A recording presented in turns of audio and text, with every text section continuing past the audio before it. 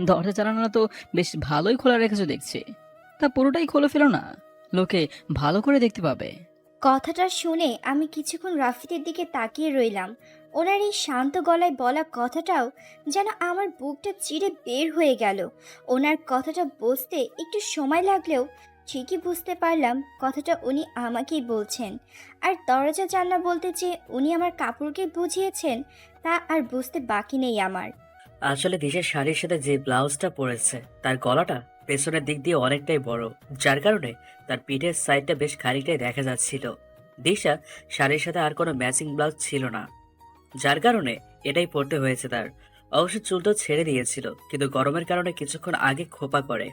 রাফিদ আমাকে অপমান করে এটা নতুন কিছু না, তবে এই রকম বাজে কথা সে আজ প্রথম বলল আমাকে। আমাকে কিছু বলার সুযোগ না দিয়েই সে আমার হাত ধরে টানতে টানতে নিয়ে যাচ্ছে। আমি দিশারি রহমান ফারহিন, ডাকনাম দিশা। আর রাফিদ হলো আমার একমাত্র হাজবেন্ড। পারিবারিকভাবেই বিয়েটা হয়েছিল আমাদের, তবে তার ব্যবহারে আমার কেন যেন মনে হয়েছে সে আমাকে আরও আগে থেকেই চেনে। 2 মাসের বিয়েতে উনি আজ অবধি আমাকে স্ত্রীর অধিকার দেওয়া তো দূরে থাক, আমাকে অপমান ছাড়া আর কিছুই দেয়নি। এর কারণটা পর্যন্ত আমার কাছে অজানা। উনি কেন আমার সাথে এমন করছেন এর কিছুই আমি জানি না।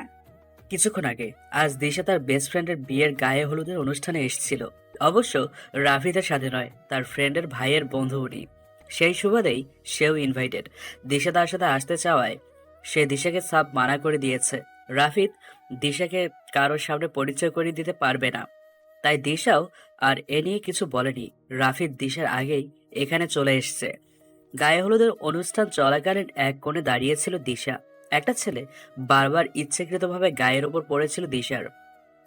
খুব রাগ হচ্ছিল, কিন্তু লোকজন থাকার কারণে কিছু বলতেও পারছিল না। রাফিদকেও কোথাও দেখতে পাচ্ছিল না। খেয়াল করলো দিশার শাড়িটাও কোমরের সাইড দিয়ে একটু সরে গেছে। তাই এই পরিস্থিতি এড়াতে দিশা ওয়াশরুমের দিকে চলে গেল। আয়নার সামনে দাঁড়িয়ে শাড়ি ঠিক করছিল দিশা। এমন সময় সে অনুভব করলো দিশার পিঠে কেউ খুব বাজেভাবে টাচ করলো। দিশা পেছনে ফিরে পুরোপুরিভাবে আটকে উঠলো, কারণ ওই ছেলেটা একান অব্দি চলে এসছে। কাঁপা কাঁপা গলায় বলল দিশা। আপনি? কিন্তু ছেলেটা কিছু না বলে দিশার দিকে এগোতে লাগলো। সে যখন হাত বাড়িয়ে দিশার কোমর স্পর্শ করতে যাবে, তখনই খপ করে কেউ তার হাতটা ধরে ফেললো। পাশে তাকিয়ে দেখে রাফিদ। রাফিদকে দেখে দিশার চোখ দিয়ে অঝরে পানি পড়তে লাগলো। একটা স্বস্তির নিঃশ্বাস ফেললো দিশা, যেন যেন প্রাণটা আবারও ফিরে পেল সে। তাকে দেখে বোঝা যাচ্ছে সে চরম রেগে আছে। সে ওই ছেলেটার নাক বরাবর একটা পাঁচ ঘুষি মারল, যার ফলে তার নাক দিয়ে রক্ত পড়ছে। সে ছেলেটাকে বেধড়ম ভাবে মারছে আর বলছে, আমি রাফিদকে থামানোর জন্য প্রাণপণ চেষ্টা করছি, কিন্তু কোনো কাজ হচ্ছে না। অবশেষে আর না পেরে চিৎকার করে বললাম, রাফিদ থামুন! আমার চিৎকারে যেন কাজ হলো। রাফিদ ছেলেটার কলার ধরে এক হাতের অবস্থায় অবাক হয়ে আমার দিকে তাকিয়ে রইল। ততক্ষণে ছেলেটাকে তাকে ধাক্কা মেরে পালিয়ে যায়। ধাক্কায় রাফিদ তাল সামলাতে না পেরে নিচে পড়ে যায়। আমি গিয়ে তাকে ওঠানোর জন্য ওনার হাত ধরতেই উনি ঝাড়ি মেরে আমার হাত ছাড়িয়ে নিলেন। তারপর উঠেই তিনি শান্ত গলায় ওই কথাটা বললেন। এখন বাড়িতে ঢুকতে রাফিদ আমাকে রুমে নিয়ে এসে আমার হাতটা ধরা অবস্থায় আমাকে সামনের দিকে ছুঁড়ে মারল। তারপর ঠাস করে দরজা লাগিয়ে দিল। দরজার শব্দে আমি কেঁপে উঠলাম। আমার কপালে যে আজ অনেক দুঃখ তা বেশ ভালো করে বুঝতে পারছি। তার চেহারা দেখে আমার হাত পা কাঁপছে। আজ অবধি তাকে আমি এভাবে রাখতে দেখিনি। এখন কি করবে কে জানে। সে আমার দিকে এগিয়ে এসে আমার মুখটা তার দিকে উল্টো করে ফিরিয়ে তার হাত দুটো দিয়ে আমার হাত দুটো সামনের দিকে চেপে ধরে আমার পিঠটা বুকের সাথে ঠেকিয়ে তার সাথে মিশিয়ে নিল। তারপর তার থুতনিটা আমার কাঁধে রেখে বেশ শান্ত গলায় বলল, দিশা এদিকে রীতিমতো কাঁপছে। সে জানে তার এরকম শান্তভাবে কথা বলার মাঝে লুকিয়ে আছে প্রচুর রাগ, কারণ এ কয়দিন রাফিদকে এতটুকু দিশা ঠিকই চেনেছে। রাফিদ এবার দিশাকে ওই অবস্থায় দেয়ালের সাথে জোরে চেপে ধরল। তারপর রাফিদ তার মাথাটা দিশার মাথার সাথে চেপে ধরে তার হাত দুটো এবার দিশার কনুইয়ের ওপরের অংশে খুব শক্ত করে ধরল। এদিকে দিশার গালটা দেয়ালের সাথে লেগে থাকায় খুব ব্যথাও লাগছে, কিন্তু সেদিকে রাফিদের কোনো ভ্রুক্ষেপ নেই। রাফিদ এবার খুব রেগে চিৎকার করে বলল, কি হলো? কথা বলছিস না কেন এখন, হ্যাঁ? তখন তো খুব জোরে চিৎকার করে আমাকে থামতে বলছিলি, তা এখন বল না থামতে। বল, কি হলো? চিৎকার কর এখন। দিশা এবার কেঁদে কেঁদে বলল, রাফিদ কি করছেন কি? ছাড়ুন আমাকে, আমার খুব ব্যথা লাগছে। প্লিজ ছাড়ুন আমাকে। কেন? আমি ধরলেই তোর ব্যথা লাগে? খুব ভালো লাগে না তোর পরপর সাথে ডলাডলি করতে? এখন আমি টাচ করছি বলেই তোর ভালো লাগছে না, তাই না? হুম, পরপুরুষকে শরীরে দেখানোর জন্যই তো এত বড় গলার ব্লাউজ পরেছিস। কি ঠিক বলিনি আমি? এখন দেখ তোর সাথে কি কি করে। একথা বলে রাফিদ তার এক হাত দিশার খোলা পিঠে রাখলেন এবং বলে উঠলেন, এখানেই তো টাচ করেছিল ওই ছেলেটা, তাই না? বলেই খুব জোরে সে আমার পিঠে তার নখ দিয়ে বড় একটা আঁচড় কাটলো। আমি ব্যথে যে চিৎকার দিতে যাব, তখনই রাফিদ অন্য হাতে আমার মুখ চেপে ধরে শান্ত গলায় বলল, হস, চিৎকার করে না শোনা, লোকে শুনতে পাবে যে। এখনো তো আরো অনেক কিছু করা বাকি আছে। এতটুকুতেই যদি চিৎকার করো তাহলে কিভাবে হবে বলো তো? পিঠের ব্যথায় আমার চোখ দিয়ে অঝরে পানি পড়ছে। চিৎকার করে কাঁদতে মন চাইছে আমার, কিন্তু রাফিদ আমার মুখে তার হাত দিয়ে চেপে ধরে রাখায় তাও পারছি না। আর না পারছি তাকে কিছু বলতে। পিঠে কিছুটা ভেজাও অনুভব করতে পারছি, মনে হয় রক্ত বের হয়ে গেছে। রাফিদ এবার এক হাত দিশার মুখে ধরা অবস্থাতেই অন্য হাতে দিশার পিঠের আঁচড় দেওয়া জায়গাটা স্পর্শ করে হাত বুলাতে বুলাতে বলল, ইস, কতখানি কেটে গেছে দেখতো শোনা। আহ, ভীষণ জ্বালা করছে নিশ্চয়ই, তাই না?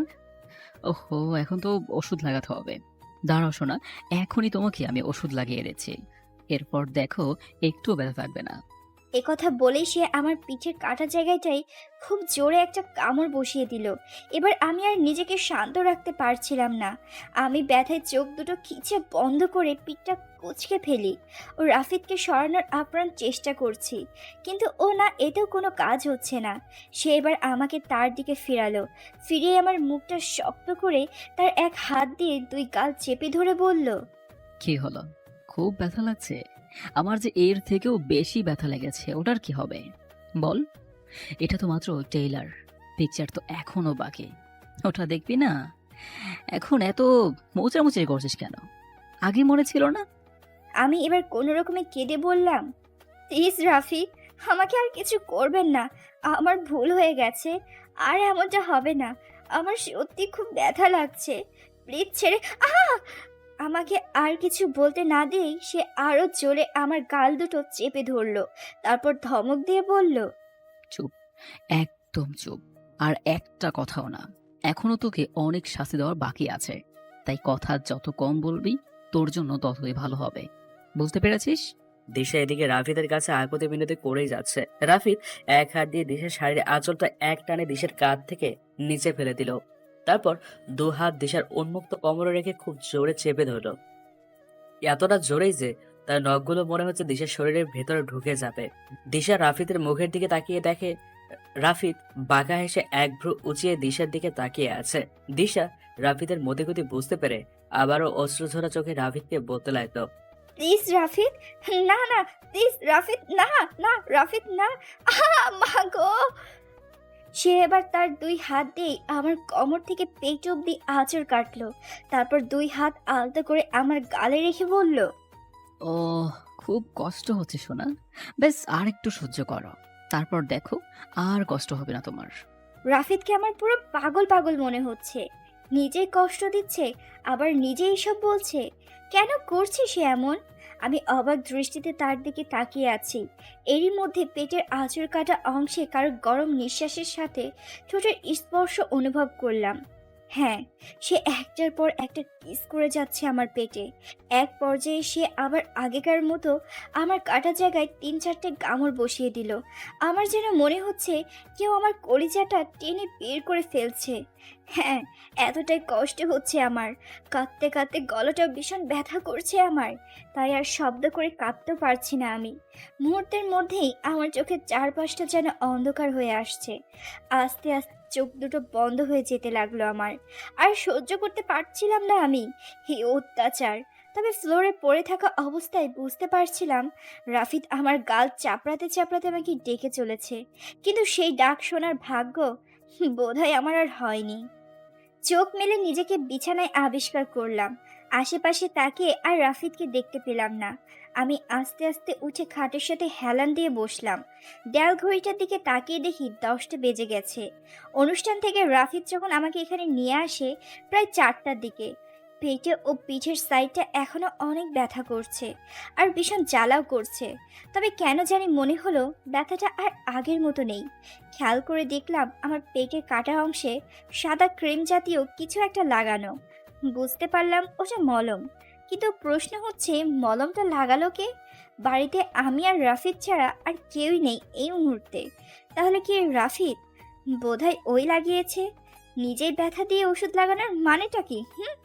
আমার শ্বশুর নেই, উনি অনেক আগেই মারা গেছেন।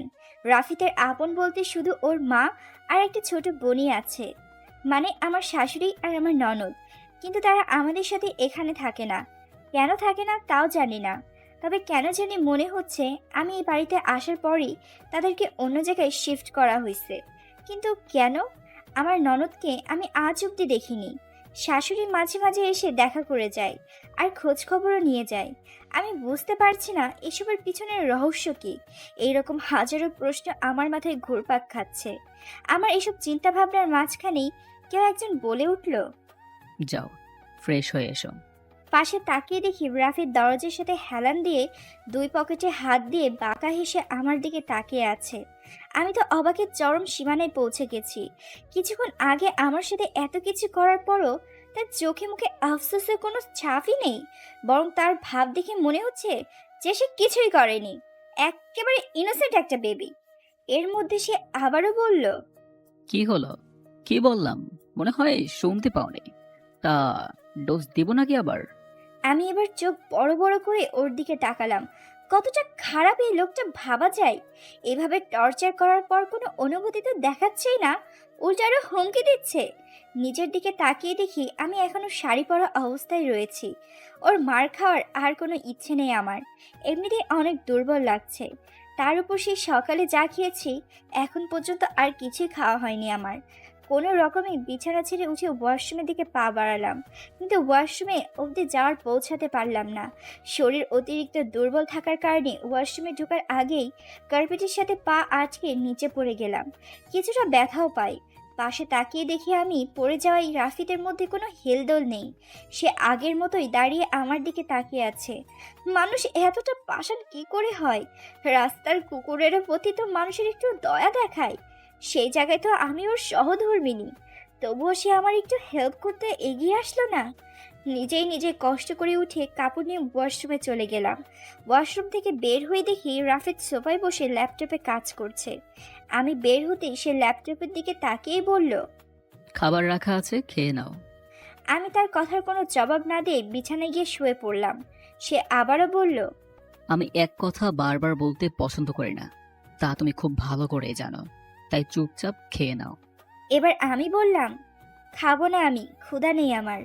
সে আবার সোফা ছেড়ে উঠে টি টেবিলের দিকে প্লেটটা নিয়ে আমার হাতে ধরে খাটের উপর বসিয়ে দাঁতে দাঁত চেপে বলল, নিজের ভালো চাও তো চুপচাপ খেয়ে নাও। আফটার অল তুমি না খেয়ে অসুস্থ হলে আমি টর্চার করব কার উপর? আমি যেই কিছু বলতে যাব অমনি সে তার এক হাতটা উঁচিয়ে ঘড়ির দিকে তাকিয়ে আবার বলল, জাস্ট 30 সেকেন্ডের মধ্যে খাওয়া স্টার্ট করবে, না হলে কি করব তা খুব ভালো করেই জানো তুমি। আমি আর কথা বাড়ালাম না, কারণ জানি এখন কথা বললে আমার কপালে দুঃখ আছে, আর এমনিতেও আমার খুব ক্ষুধাও পেয়েছে। তাই চুপচাপ খেতে লাগলাম। সকালে কিচেনে চা করছি, রাফিদ জগিং করতে গেছে। প্রতিদিন চা নিয়ে একটা না একটা কাণ্ড তো আমার সাথে করেই সে। হয়তো গরম চা হাতে ঢেলে দিবে, নয়তো লেট করে দিলে বলে শাস্তি দিবে। শাস্তির তো কি ছিঁড়ি, ঘরের একটা কাপড়ও তো মনে হয় বাদ রাখে না, সবগুলো আমাকে দিয়ে ধোয়াবে। এমনকি বিছানার চাদর, মেঝের কার্পেট, দরজা জানালার পর্দাগুলো বাদ রাখে না। আগের জন্মে মনে হয় আমি ওর প্লেটের ভাত চুরি করে খেতাম। ওটার জন্যই এখন আমার সাথে এরকম করছে। এই নরক থেকে যে বের হওয়ার কোনো উপায়ও নেই। কোথায় যাব এখান থেকে চলে গিয়ে? যাওয়ার তো কোনো জায়গাও নেই আমার। আজ কি করবে কে জানে। এরই মধ্যে কলিং বেলটা বেজে উঠল। আমি তাড়াতাড়ি কিচেন থেকে বের হয়ে দিলাম দরজার দিকে এক দৌড়, নইলে এর চেয়েও একটা কাণ্ড বাঁধাবে। পরের দিন সকালে পেটের উপর গরম কিছু ছ্যাঁকায় ধরফরিয়ে ঘুম থেকে উঠলাম। সামনে তাকিয়ে দেখি রাফিদ হাতে ইস্ত্রি নিয়ে দাঁড়িয়ে আছে। আমি এবার আশ্চর্যের চরম পর্যায়ে। এমনও কোনো মানুষ হতে পারে শেষে কিনা স্ত্রীর ছ্যাঁকা? কিন্তু কথা তো সেটা নয়। কথা হলো গিয়ে উত্তপ্ত স্ত্রী আমার পেটে রাখলে তো এতক্ষণে আমার মাংস পুড়ে নাড়ি ফুড়ি বেরিয়ে যাওয়ার কথা। তবে এমন কিছুই হলো না কেন? এবার আমি আমার শাড়িটা পেটের সাইড থেকে একটু সরিয়ে সেদিকে তাকিয়ে দেখি যে জায়গাটায় ছ্যাঁকা দিয়েছে ওখানে সামান্য লাল হওয়া ছাড়া আর কিছুই হয়নি। আমি অবাক হয়ে রাফিদের দিকে তাকাতে সে বলল, অবাক হওয়ার কিছু নেই দেশে শোনা। তোমার 14 পুরুষের ভাগ্য যে স্ত্রীটা বেশি গরম ছিল না। কিন্তু নেক্সট টাইম যদি দেরিতে ঘুম থেকে ওঠো তাহলে তোমার ভাগ্যটাও তোমার সঙ্গ ছেড়ে দিতে পারে। এখন তাড়াতাড়ি উঠে আমার জন্য 1 কাপ কফি নিয়ে এসো। আজকে আমি অনেক খুশি, তাই চা খাবো না, কফি খাবো। আমি বুঝতে পারছি না সকাল সকাল খুশি হওয়ার মতো এমন কি হলো। আর সে যে খুশি হোক আর যাই হোক, আমাকে এইভাবে ওঠানোর মানেটা কি? যত সব খাটাস মার্কা গন্ডারের কাণ্ড কারখানা। আমি যখন এসব বিড়বিড় করে বলছিলাম তখন সে আবারও ধমক দিয়ে বলল, কি হলো, কথা কানে যায়নি? এভাবে বসে আছো কেন? যাও কফি করে নিয়ে আসো, গো। কি হলো, কথা কানে যায়নি? এভাবে বসে আছো কেন? যাও কফি করে নিয়ে আসো, গো। যাচ্ছি। আমি খাট থেকে নেমে দরজার কাছে গিয়েই থেমে গেলাম। তারপর পিছনে ফিরে তাকে জিজ্ঞেস করলাম, আচ্ছা, আপনার সকাল সকাল এত খুশি হওয়ার কারণটা কি জানতে পারি? সে এবার আমার দিকে রাগী দৃষ্টিতে তাকালো, যার মানে হলো সে আমাকে তার খুশি হওয়ার কারণটা বলবে না। আমিও এক দৌড়ে নিচে এসে নিজের বুকে নিজেই হাঁফাতে হাঁফাতে থুতু দিলাম। বাহ দিশা বাহ, তুই তো দেখি সেই সাহসে হয়ে গেছিস। বজ্জারটা যদি এখন আমাকে ধরতো তাহলে নিশ্চিত রিমন্ডের মার দিত আবারও। চলো বাবু সোনা, এখন কাজে লেগে পড়ে। রাফিদকে কফি দিয়ে আমি ওয়াশরুমে আয়নার সামনে দাঁড়িয়ে এক মনে ব্রাশ করে চলেছি, যার মানে হলো, দিশা তুই যতক্ষণ এখানে আছিস ততক্ষণ তুই সেফ। কিন্তু খাটাস মার্কাটার জন্য ওটাতেও হলো না আমার। তার আগে সে জোরে জোরে আমার নাম ধরে ডাকতেছে বাইরে থেকে। দিশা, এই দিশা, তাড়াতাড়ি বের হও। কি হলো, শুনতে পাচ্ছ না? তাড়াতাড়ি বের হও, কুইক। মুখে ব্রাশ থাকায় কথা বলতে পারছিলাম না। আরে ধুর, ডাকলে ডাকুক, আমার কি। দিশা, আমি জানি তুমি ইচ্ছে করেই দেরি করছো। এখনই বের হও বলছি, না হলে এখন আমি দরজা ভাঙবো বলে দিলাম। আমার কানে তার কোনো কথাই যাচ্ছে না। যা খুশি করুক গে, আমি আমার কাজ করি। একটু পর ধরাম করে একটা জোরে কিছু ভাঙার শব্দ হলো। আমি পিছনে ফিরে ব্রাশ মুখে নেওয়া অবস্থায় হা করে সামনে তাকিয়ে আছি। হ্যাঁ, যা ভাবছেন তাই। খাটাস মার্কাটা দরজা ভেঙে ফেলছে আর আমার দিকে এমনভাবে তাকিয়ে আছে যেন এখনই আমাকে গিলে খাবে। সে দাঁতে দাঁত চেপে ধরে বলল, জাস্ট 5 মিনিটের মধ্যে ফ্রেশ হয়ে বের হবে। বলেই সে চলে গেল। আচ্ছা, এর কি আমাকে ওয়ার্নিং দেওয়া ছাড়া আর কোনো কাজ নেই? খালি ধমকাই, হ্যাঁ। ভাবি কি নিজেকে? দরজাটা ভাঙার কি দরকার ছিল? এখন তো বিপদ তো আমারই। উফ, কেন যে এমন করতে গিয়েছিলাম? ধ্যাত, ছাতার মাথা ঘোরার টিম ভাল লাগে না কিছু।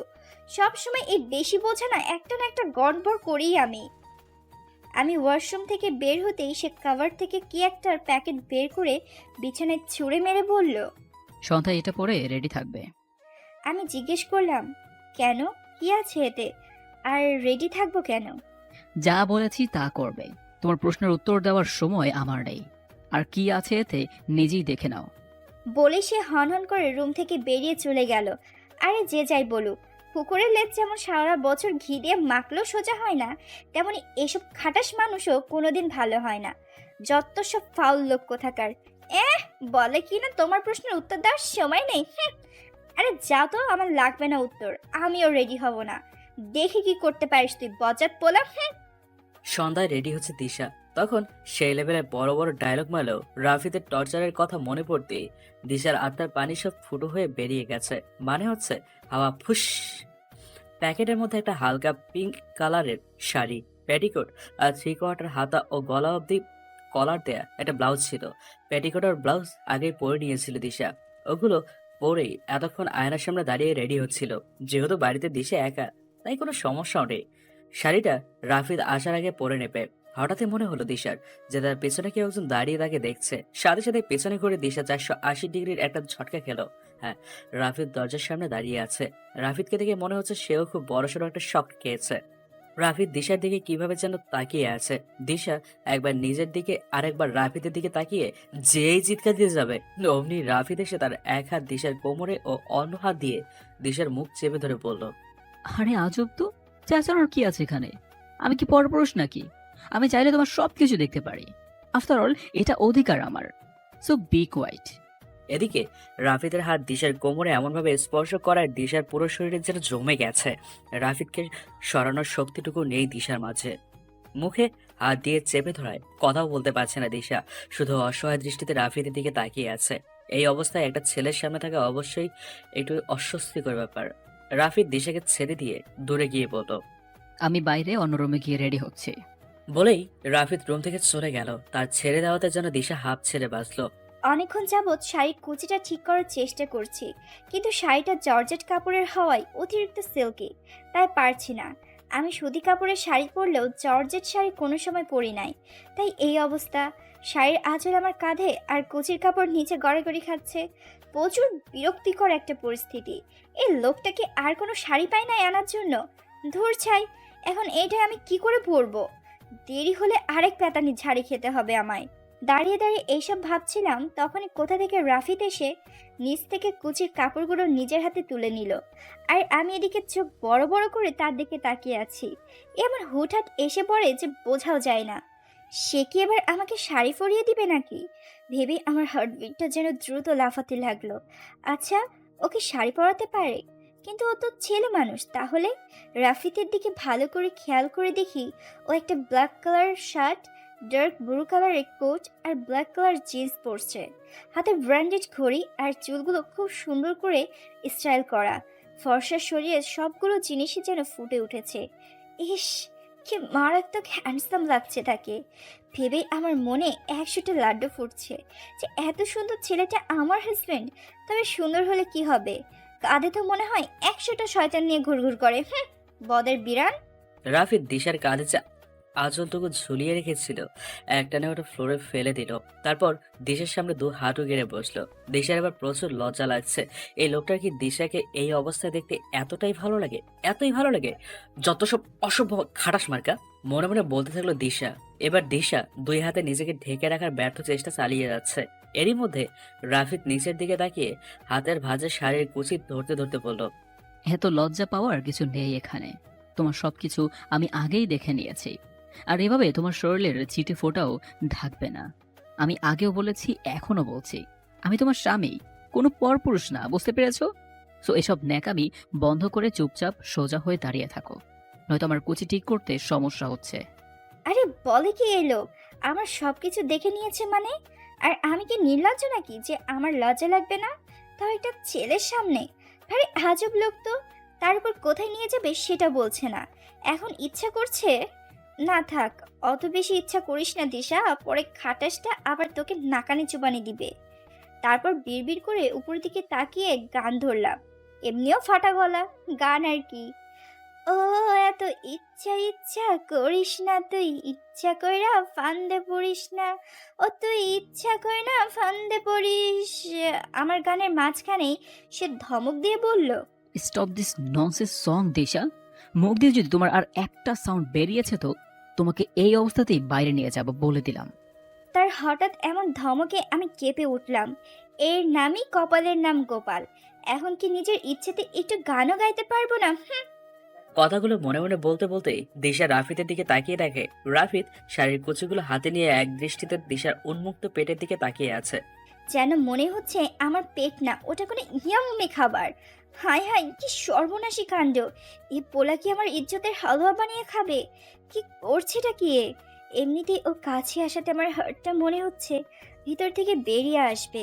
তার উপর এভাবে তাকিয়ে থাকলে আমি তো মনে হয় দম আটকে মরেই যাব।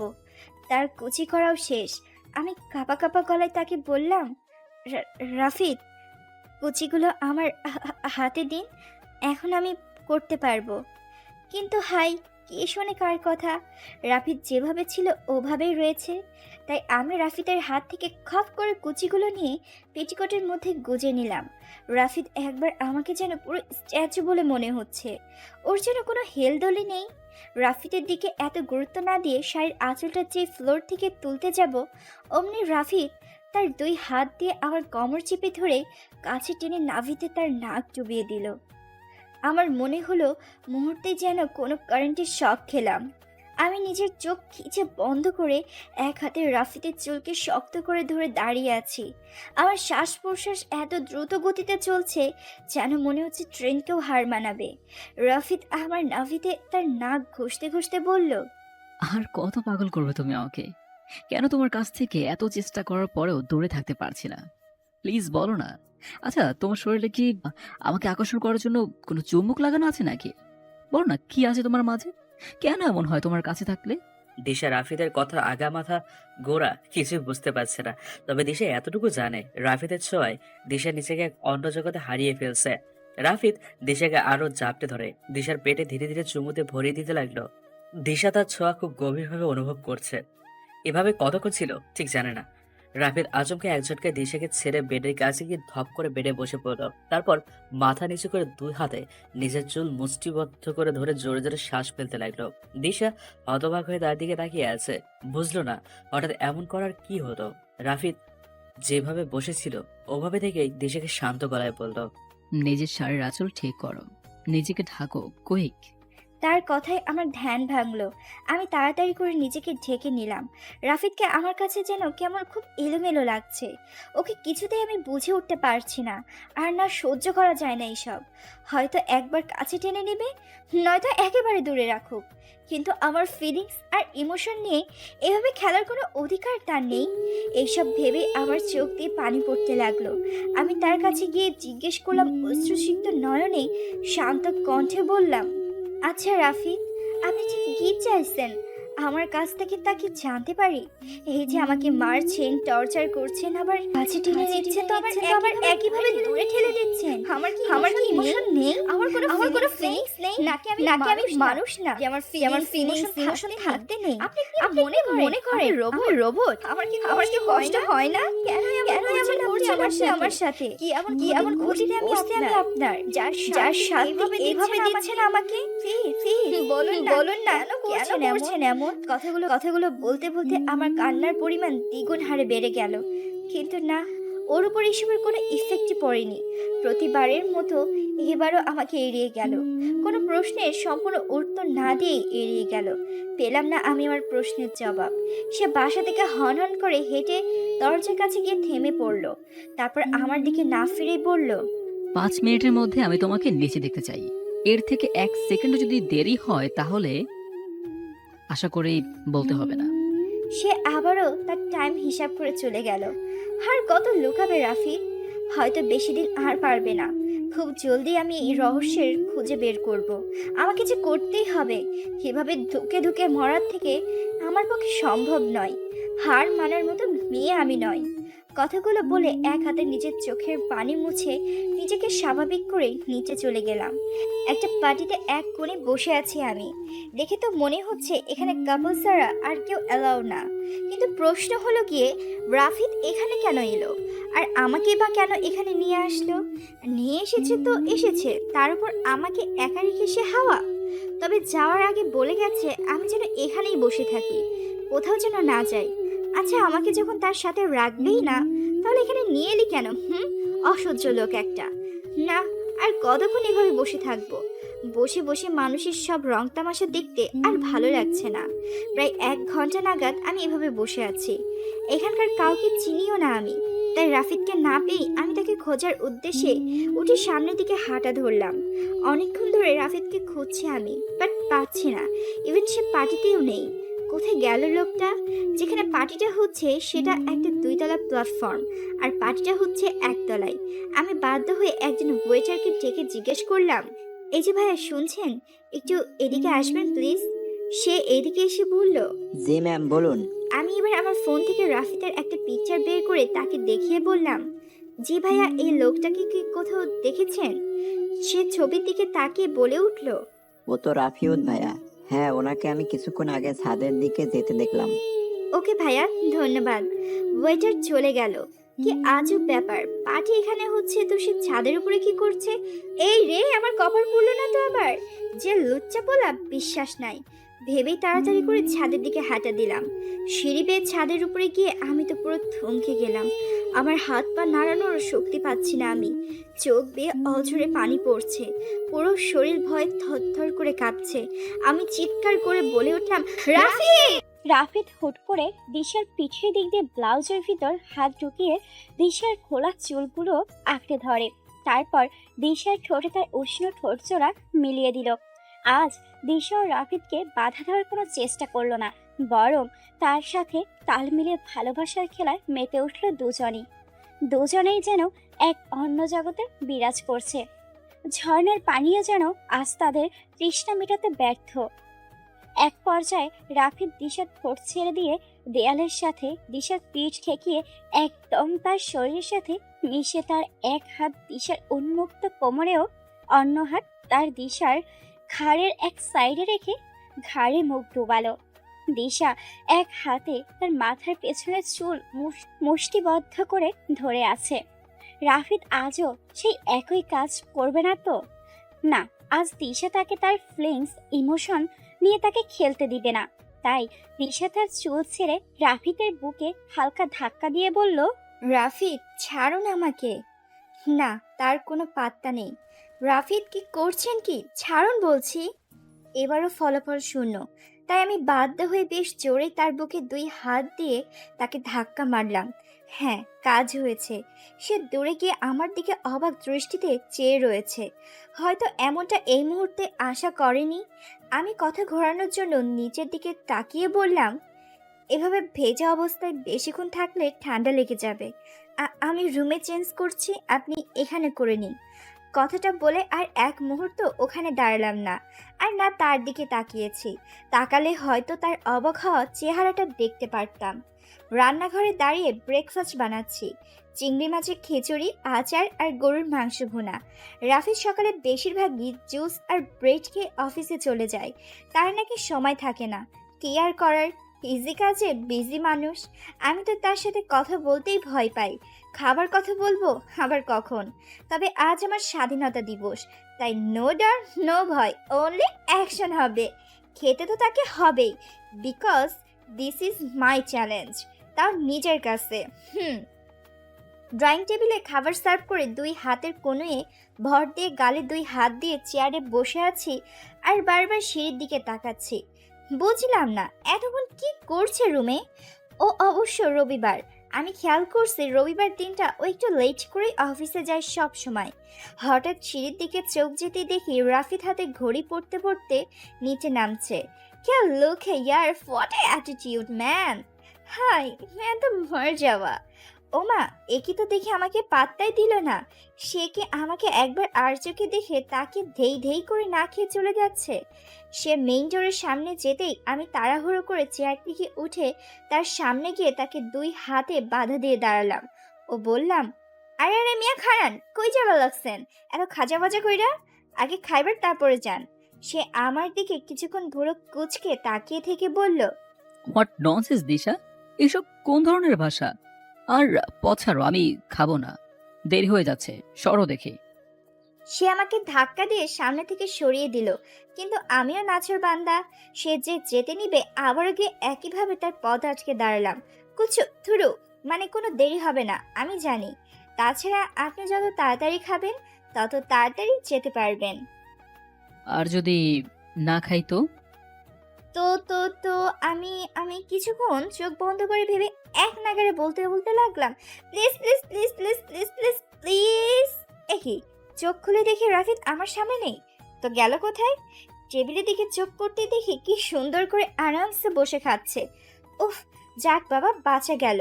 তার খাওয়া শেষ হওয়ার পর সে উঠে চলে যাবে, তখন আমি বড়সড় একটা ঘোমটা দিয়ে হাতের টিফিন বক্স নিয়ে তাকে পিছন থেকে আবারও ডাক দিয়ে বললাম, ওগো শুনছো, খাবারটা নিয়ে যাও গো।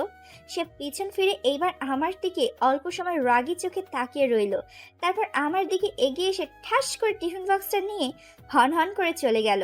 এদিকে আমি হাবলার মতো তার দিকে তাকিয়ে আছি। কি হলো? কিছুই তো বুঝলাম না। আমি তো ভেবেছিলাম আমার উপর এখন ইন্ডিয়া পাকিস্তানের বোমা ফাটাবে। এইটাই আল্লাহ যা করে ভালোর জন্য করে। যাক, এখন কাজে লেগে পড়ো দিশাবাবু। রহস্যমন্ত্রীর রহস্য খুঁজে বের করতে হবে। বাড়ির পেছন সাইডটা এসেছি আমি, কিন্তু এদিকে তো গাছপালা ছাড়া কিছুই নেই। তাহলে রাফিদ ওই দিন রাতে এখানে কেন এসেছিল? না, হার মানলে চলবে না। কিছু একটা তো পাবোই এখানে। আমার নজর হঠাৎ অনেকগুলো গাছের সারির দিকে গেল।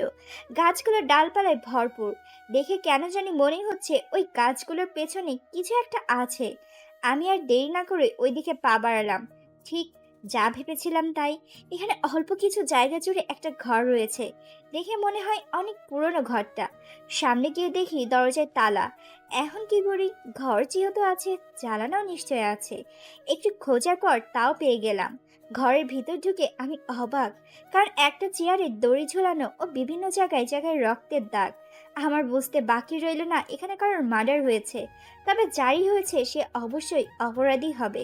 এত কিছু ভাবার সময় নেই। যা করতে এসেছে তাড়াতাড়ি করতে হবে। রুমটা পুরোই স্টোর রুমের মতো। সব বাতিল জিনিসপত্র খুঁজতে খুঁজতে একটা পুরোনো আলমারির দিকে চোখ গেল। আমার আলমারি খুলে দেখি এর ভিতর কিছু পুরনো পুতুল আর খেলনা ছাড়া আর কিছুই নেই। তবে একটা পুরনো বড় গয়নার বক্স আছে।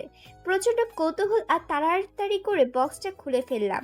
এর ভিতর থেকে দুটো মোবাইল ও কিছু ছবি রয়েছে। সবগুলো একটা মেয়ের হাস্যোজ্জ্বল ছবি। তবে মেয়েটাকে কেমন যেন চেনা চেনা লাগছে। কোথাও তো দেখছি আমি একে, কিন্তু কোথায়? চোখ বন্ধ করে ব্রেনে জোর দিয়ে মনে করার চেষ্টা করছি। হ্যাঁ, মনে পড়ছে। আরে এ তো সেই মেয়েটা না, যে 1 বছর আগে আমার ফোন চুরি করে পালিয়েছিল? তবে কি এটা রাফিদের বোন তাইহা? ফোন দুটো দিকে ভালো করে খেয়াল করে দেখি এখান থেকে একটা ফোন আমার। তাহলে কি আমার সাথে এইসব করার পেছনের মূল কারণ এই ফোন? বাস স্ট্যান্ডে বাস আসার অপেক্ষায় দাঁড়িয়ে আছি। এক বাসায় টিউশনের জন্য গিয়েছিলাম, ওখান থেকে ফিরছি। হঠাৎ কোথা থেকে একটা মেয়ে এসে বলল, তোমার ফোনটা কি একটু ইউজ করতে পারি প্লিজ? আসলে আমার ফোনে চার্জ নেই, বন্ধ হয়ে গেছে। খুব ইম্পর্ট্যান্ট একটা কল করার ছিল এক ফ্রেন্ডকে। কেউ কিছু না ভেবেই মানবতার খাতিরে আমার ফোনটা এগিয়ে দিয়ে বললাম, হ্যাঁ শিওর। থ্যাঙ্কস আপি। মেয়েটা আমার ফোন নিয়ে কাকে যেন কল করে বলতে লাগলো, হ্যালো সাদমান, কোথায় তুমি? হ্যাঁ, এসে গেছি। ও হ্যাঁ, দেখতে পেয়েছি। তারপর মেয়েটা ফোন কানে দিয়ে সামনের দিকে দিল এক দৌড়। দৌড়ে যেতে লাগলো, আর আমি তাকে পেছন থেকে অনেকবার ডাকলাম ফোনটা ফেরত দেওয়ার জন্য। তার খুশিতে কোনো হুঁশই নেই। দেখলাম আমার থেকে কিছুটা দূরে গিয়ে একটা ছেলের সাথে কি যেন কথা বলছে। ভাবলাম বোধহয় বয়ফ্রেন্ড। ফোনটা আবার এসে দিয়ে যাবে হয়তো, কিন্তু এটা ওই ছেলেটার সাথে একটা ব্ল্যাক কারে করে আমার ফোনটা নিয়েই চলে গেল। তাকে করে উঠতে দেখে দৌড়ে যেয়ে ফোনটা নিতে চেয়েছিলাম। দৌড়াতে দৌড়াতে অনেকবার ডাকলামও, কিন্তু ফলাফল জিরো। সে ততক্ষণে চলে গেছে। এখন সেদিন মনে করেছি হয়তো মেয়েটা চোর, আর এসব রাস্তাঘাটে চুরি করার ধান্দা। এই তো দেখি আরেক কাহিনী। তাহলে ওই দিন হয়েছিল। সব কেমন যেন গোলমাল লাগছে আমার কাছে। রাত 8টা। রাফিদের আসার অপেক্ষায় রুমে বেডের উপর পা ঝুলিয়ে বসে আছি। আমার সব প্রশ্নের উত্তর এখন সেই দিবে। আজ আমি তাকে এড়িয়ে যেতে দিব না, কিছুতেই না। তার জন্য আজ যা করতে হয় দরকার হলে তাই করব। তাও এই ব্যাটার মুখ থেকে না। না না, মুখ থেকে না। মুখ দিয়ে তো শালার ব্যাটা আমাকে বকা ছাড়া কিছুই পারবে না। বজ্জাত ব্যাটার পেট থেকে আজ আমি কথা বের করেই ছাড়বো। আমার ঘোর কাটে দরজা খোলার শব্দে। হ্যাঁ, রাফিদ এসেছে, কিন্তু ও ভিতরে ঢুকলো কেমতে? ধুর ছাতার মাথা। আমি বারবার কেন ভুলে যাই ওর কাছে সবসময় এক্সট্রা চাবি থাকে মূল দরজার। রাফিদ রুমে ঢুকে আমার দিকে একবার তাকিয়ে গায়ের কোট টাই খুলতে ব্যস্ত হয়ে পড়ল। আমি খুব বড়সড় একটা শ্বাস নিয়ে নিজেকে তৈরি করে নিলাম। তারপর বসা থেকে উঠে তার সামনে গিয়ে দাঁড়িয়ে বললাম, আপনাকে আমার কিছু জিজ্ঞেস করার ছিল। সে ব্যস্ত ভঙ্গিতেই বলল, যা বলার তাড়াতাড়ি বলো, আমি ফ্রেশ হব। কথাটা তাহিয়ার ব্যাপারে। এটুকু শোনার পর সে আমার দিকে এমনভাবে তাকিয়ে আছে যেন আমাকে মশলা ছাড়াই এমনিতে চিকেন তান্দুরি করে খাবে। তার চোখ দিয়ে যেন জলে মুখে বের হচ্ছে। সে আমার গাল দুটো এক হাতে চেপে ধরে দাঁতে পিষে বলল, তোর ওই নোংরা মুখ থেকে আর একবারও যদি আমার বোনের নাম শুনেছি, তো তোর ওই মুখ আমি সুই সুতা দিয়ে সেলাই করে রেখে দেব। তুই যদি ভেবে থাকিস গতকাল রাতে আমি তোকে যা বলেছি তা ভুলে গিয়েছি, তাহলে তুই ভুল ভাবছিস। আমি অতটাও ড্রাঙ্ক ছিলাম না যে সব ভুলে যাব। একদিন ভালো করে কথা বলেছি বলে মাথায় উঠে নাচা শুরু করেছিস, তাই না? বেশি নাচানাচি করিস না। তোর ওই পা দুটো ভাঙতে আমার 2 মিনিটও সময় লাগবে না। কথাটা বলে আমার মুখ ধরেই আমাকে সাইডে ধাক্কা মারলো। আমিও তাল সামলাতে না পেরে নিচে পড়ে যাই। তার মানে গতকাল রাতে কথাগুলো তার মনে আছে? আমি তো ভেবেছিলাম হয়তো ভুলে গিয়েছে। যাক, আমার কাজটা এবার আরো সহজ হয়ে গেল। সে চোখ বন্ধ করে হাতে মুষ্টিবদ্ধ করে দাঁড়িয়ে আছে, হয়তো রাগ কন্ট্রোল করার চেষ্টা করছে। কিন্তু আমি আজকে তাকে এত সহজে ছাড়ছি না। আমার সামনে টি টেবিলের মধ্যে ফলের ঝুড়ি থেকে ছুরিটা হাতে তুলে নিলাম। তারপর দাঁড়িয়ে ছুরিটা নিজের হাতের শিরার বরাবর রেখে বললাম, আপনি যদি আজকে আমার প্রশ্নের জবাব না দেন তাহলে আজ নিজেকে শেষ করে দিব। ভেবে দেখুন কি করবেন। মুহূর্তের মধ্যে রাফিদের রাগ সব হাওয়া হয়ে গেল। ও সেটা ভয় পরিণত হলো। সে কাঁপা কাঁপা গলায় বলল, দিশা, কি কি করছো? প্লিজ ওটা ফেলো হাত থেকে। দেখো লেগে যাবে, প্লিজ ওটা হাত থেকে ফেলে দাও। আমার দিকে এগোতে এগোতে, একদম এগোবেন না বলে দিচ্ছি। আগে উত্তর দিন, আমার সাথে কেন এমন করছেন? ওকে ওকে, তোমার উত্তর চাই, তাই তো? আচ্ছা বলো, কি জানতে চাও? এটাই তো যে আমি তোমার সাথে কেন এমন করছি? তোমার দোষ কোথায়? হুম। সে কথা বলতে বলতে আচমকা আমার যে হাতের ছুরিটা ছিল ওই হাতটা ধরে ফেললো, আর আমার হাত থেকে ওটা ঠাস করে ফেলে দিয়ে আমার গালে একটা চড় বসিয়ে দিল। তারপর আমাকে তার সাথে চেপে কেন? তুই জানিস না তুই কি করেছিস? এখন নিজের দোষ ঢাকার জন্য এসব নাটক করছিস, তাই না? ওকে, তোর এতই যখন শখ আমার মুখ থেকে সবকিছু শুনবি, তাহলে শোন। তাহিয়ার লাশ পেয়ে যাওয়ার পর যেখানে রেপ হয়েছিল ওখান থেকে 2টো ফোন পাওয়া যায়। আর ফোন দুটোর মধ্যে একটা ফোন কার জানিস?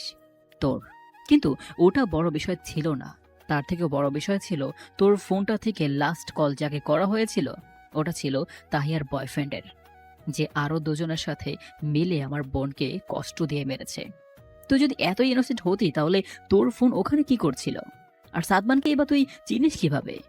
অপরাধী যতই চালাক হোক না কেন, একটা না একটা ভুল সে করেই, যেটা তুইও করেছিস। সেদিন নিজের বোনের লাশের সামনে দাঁড়িয়ে প্রতিজ্ঞা করেছিলাম অপরাধীদের খুঁজে বের করে তাদেরকে নিজের হাতে শাস্তি দেব। তাই আর পুলিশ কিছু করেনি। 2জনকেই আমি অলরেডি শেষ করেছি। এখন বাকি তুই আর ওই সাদমান। ওকে তো আমি খুঁজে বের করবই, আর তোকে তিলে তিলে প্রতিটা মুহূর্তে মারবো আমি। এতক্ষণ ধরে চুপচাপ তার কথাগুলো শুনছিলাম। রফিদের কথাগুলো শুনে আমার চোখে বন্যার মতো অশ্রু বইছে। সে এতটা খারাপ মনে করে আমাকে, শেষে কিনা আমি একটা মেয়ে হয়ে অন্য একটা মেয়ে রেপ করাবো। ছি, ভাবতেই আমার শরীরে কাঁটা দিয়ে উঠছে আমার। আমি কিছু না বলে ওখান থেকে তার দিকে তাকিয়ে আছি। সে আমাকে তাকিয়ে থাকতে দেখে বেশ জোরেই বলল, কি হলো? এখন মুখ বন্ধ কেন তোর? বল এখন, কেন এমন করলে আমার বোনটার সাথে? বল। 2 হাতে আমার বাহু ধরে ঝাঁকিয়ে আমি এবার কেঁদে কেঁদে তাকে বললাম, আমি কিচ্ছু করিনি রাফি তাহিয়ার সাথে। বিশ্বাস করুন আমায়, আপনি আমাকে ভুল বুঝছেন। হইদি তো তাহিয়া। আমাকে আর বলতে না দিয়ে বলল, আর কত মিথ্যা বলবি, আর কত? তুই এখন ছুড়ে দিয়ে আমাকে ভয় দেখাচ্ছিস, তাই না? এখন দেখ তোর কি হাল করি। আমার বোনটা যে কষ্ট পেয়েছে আজ তোকেও তা পেতে হবে। প্রচন্ড রেগে বললেই সে আমাকে ধাক্কা মেরে বেড়ে ফেলে দিল। রাফিদ, না প্লিজ, এমনটা করবেন না আমার সাথে। আমি চাই না আমাদের সম্পর্কটা এভাবে হোক। প্লিজ রাফিদ। আমার অনেক কাকুতি মিনতি করার পরও সে আমার কোনো কথাই শুনল না। সে তার শার্টের প্রথম 3টা বোতাম খুলতে খুলতে আমার দিকে এগিয়ে এসে তার শরীরের সম্পূর্ণ ভারটা আমার উপর ছেড়ে দিল। ও আমার ঘাড়ে মুখ ডুবালো। আমি তাকে সরানোর আপ্রাণ চেষ্টা করে কোনো কাজ হলো না। তার মতো হাতির সাথে পেরে ওঠা আমার মতো পিঁপড়ার পক্ষে সম্ভব না। আমি আবারও তাকে সরানোর চেষ্টা করতে করতে বললাম, রাফিদ সরুন বলছি, প্লিজ সরুন সরুন। সে খুব জোরে আমার ঘাড়ে কামড় বসিয়ে আমার মুখটা এক হাতে তালু দিয়ে চেপে ধরে বলল, এখন কি হলো? হ্যাঁ, ভাল লাগছে না বুঝি? এটুকুতেই এই দশা? তাহলে পুরো বাসর করলে কি করবে? হ্যাঁ, তাছাড়াও তোর মতো নোংরা মেন্টালিটির মানুষের সাথে আমার কিছু করতেও ঘৃণা লাগে। বুঝতে পেরেছিস তুই? ঘৃণা করি আমি তোকে। যতটা ঘৃণা এই পৃথিবীতে কেউ কাউকে করতে পারে না, ততটাই ঘৃণা করি আমি তোকে। নেক্সট টাইম এসব ভালো মানুষের নাটক আমার সামনে করতে আসবি না। Mind it.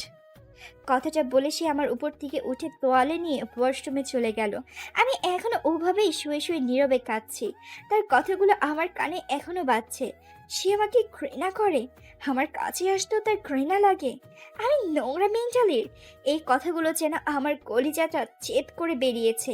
এবার আমি উবুহর শব্দ করে কেঁদে দিলাম। আর পারছি না আমি সহ্য করতে। তাও যে অপরাধটা আমি করিনি ওটার জন্য তো এত শাস্তি ও আমায় দিচ্ছে। সব সহ্য হয়, কিন্তু বিনা অপরাধে শাস্তি পাওয়াটা মৃত্যুর যন্ত্রণার থেকেও কঠিন বলে আমি মনে করি। দুই পা তুলে আসাম করে এক ধ্যানে টি টেবিলের দিকে তাকিয়ে সোফায় অনেকটা মূর্তির মতো বসে আছি। কাঁদতে কাঁদতে চোখের পানিও এখন আর আসছে না। রফিক বেলকনিতে আছে, হয়তো সিগারেট টানছে। আমি এখান থেকে তার গন্ধ পাচ্ছি। না, অনেক হয়েছে তার এইসব রং তামাশা। যে অপরাধ আমি করিনি তার জন্য কিসের শাস্তি পাবো? আমি সোফা ছেড়ে উঠে সোজা বেলকনিতে গিয়ে তার সামনে দাঁড়ালাম। সে র্যাপিং চেয়ারে বসে সিগারেট টানছে। আমি এক টানে তার হাত থেকে সিগারেটটা নিয়ে বেলকনির বাইরে ফেলে দিলাম। আমার কাণ্ড দেখে সে আমাকে রাগী গলায় বলল। হোয়াট ননসেন্স দিশা, সিগারেটটা ফেললে কেন? আমিও তাকে রেগে বললাম, আপনি আর এসব খাবেন না তাই ফেলছি। তোমার কোনো অধিকার নেই আমাকে এসব বলার। যাও এখান থেকে, লিভ। অধিকার তো আমার অনেক কিছুরই আছে, শুধু আমি আমার অধিকার এখনো দেখাইনি বলে। যদি দেখাই তাহলে আপনি আমার সাথে এসব করার সাহস পেতেন না। ও মা, তাই নাকি? তা কি করবে তুমি শুনি একটু। আপনি কি মনে করেন কি নিজেকে? হ্যাঁ, যা খুশি তাই করে যাবেন আমার সাথে, আর আমি কিছুই বলবো না কোনো সময়ই না? আপনি নিজের মতো করে আমাকে নিয়ে যা খুশি ভেবে যাবেন, তা তো হতে পারে না। আমাকে কিছু পড়ার সুযোগ পর্যন্ত দিচ্ছেন না আপনি। প্রতিনিয়ত আমার সাথে অন্যায় করছেন। আমি যে বলছি আমি কিছু করিনি তাহিয়ার সাথে, আপনি বিশ্বাস করা তো দূরে থাক, আমার পুরো কথাটাও শুনছেন না। আরে আমি আবারও রাফিদ দিশাকে কিছু বলতে না দিয়ে দিশার চুলের মুঠি ধরে রেগে বলল, আমি বুঝতে পেরেছি তুই ভালো কথার মানুষ না। যে এই মেয়ে আমার সাথে কথা বলতে ভয় পেত এতদিন, সে আজ আমার সাথে এভাবে কথা বলছে। তোকে আবারও মনে করিয়ে দিতে হবে যে আমি কে। দিশার হাত খাটের দুই কোণায়, পা মুখ বাঁধা অবস্থায় খাটে হেলান দিয়ে বসে আছে। আর রিফাত দিশার সামনে বসে একটা ছুরি নিয়ে একটা ট্রের মধ্যে ঘোরাচ্ছে। একটা ফার্স্ট এড বক্সও রাখা তার সামনে। তার চেহারার দিকে তাকিয়েই চোখ দিয়ে পানি পড়ছে দিশার।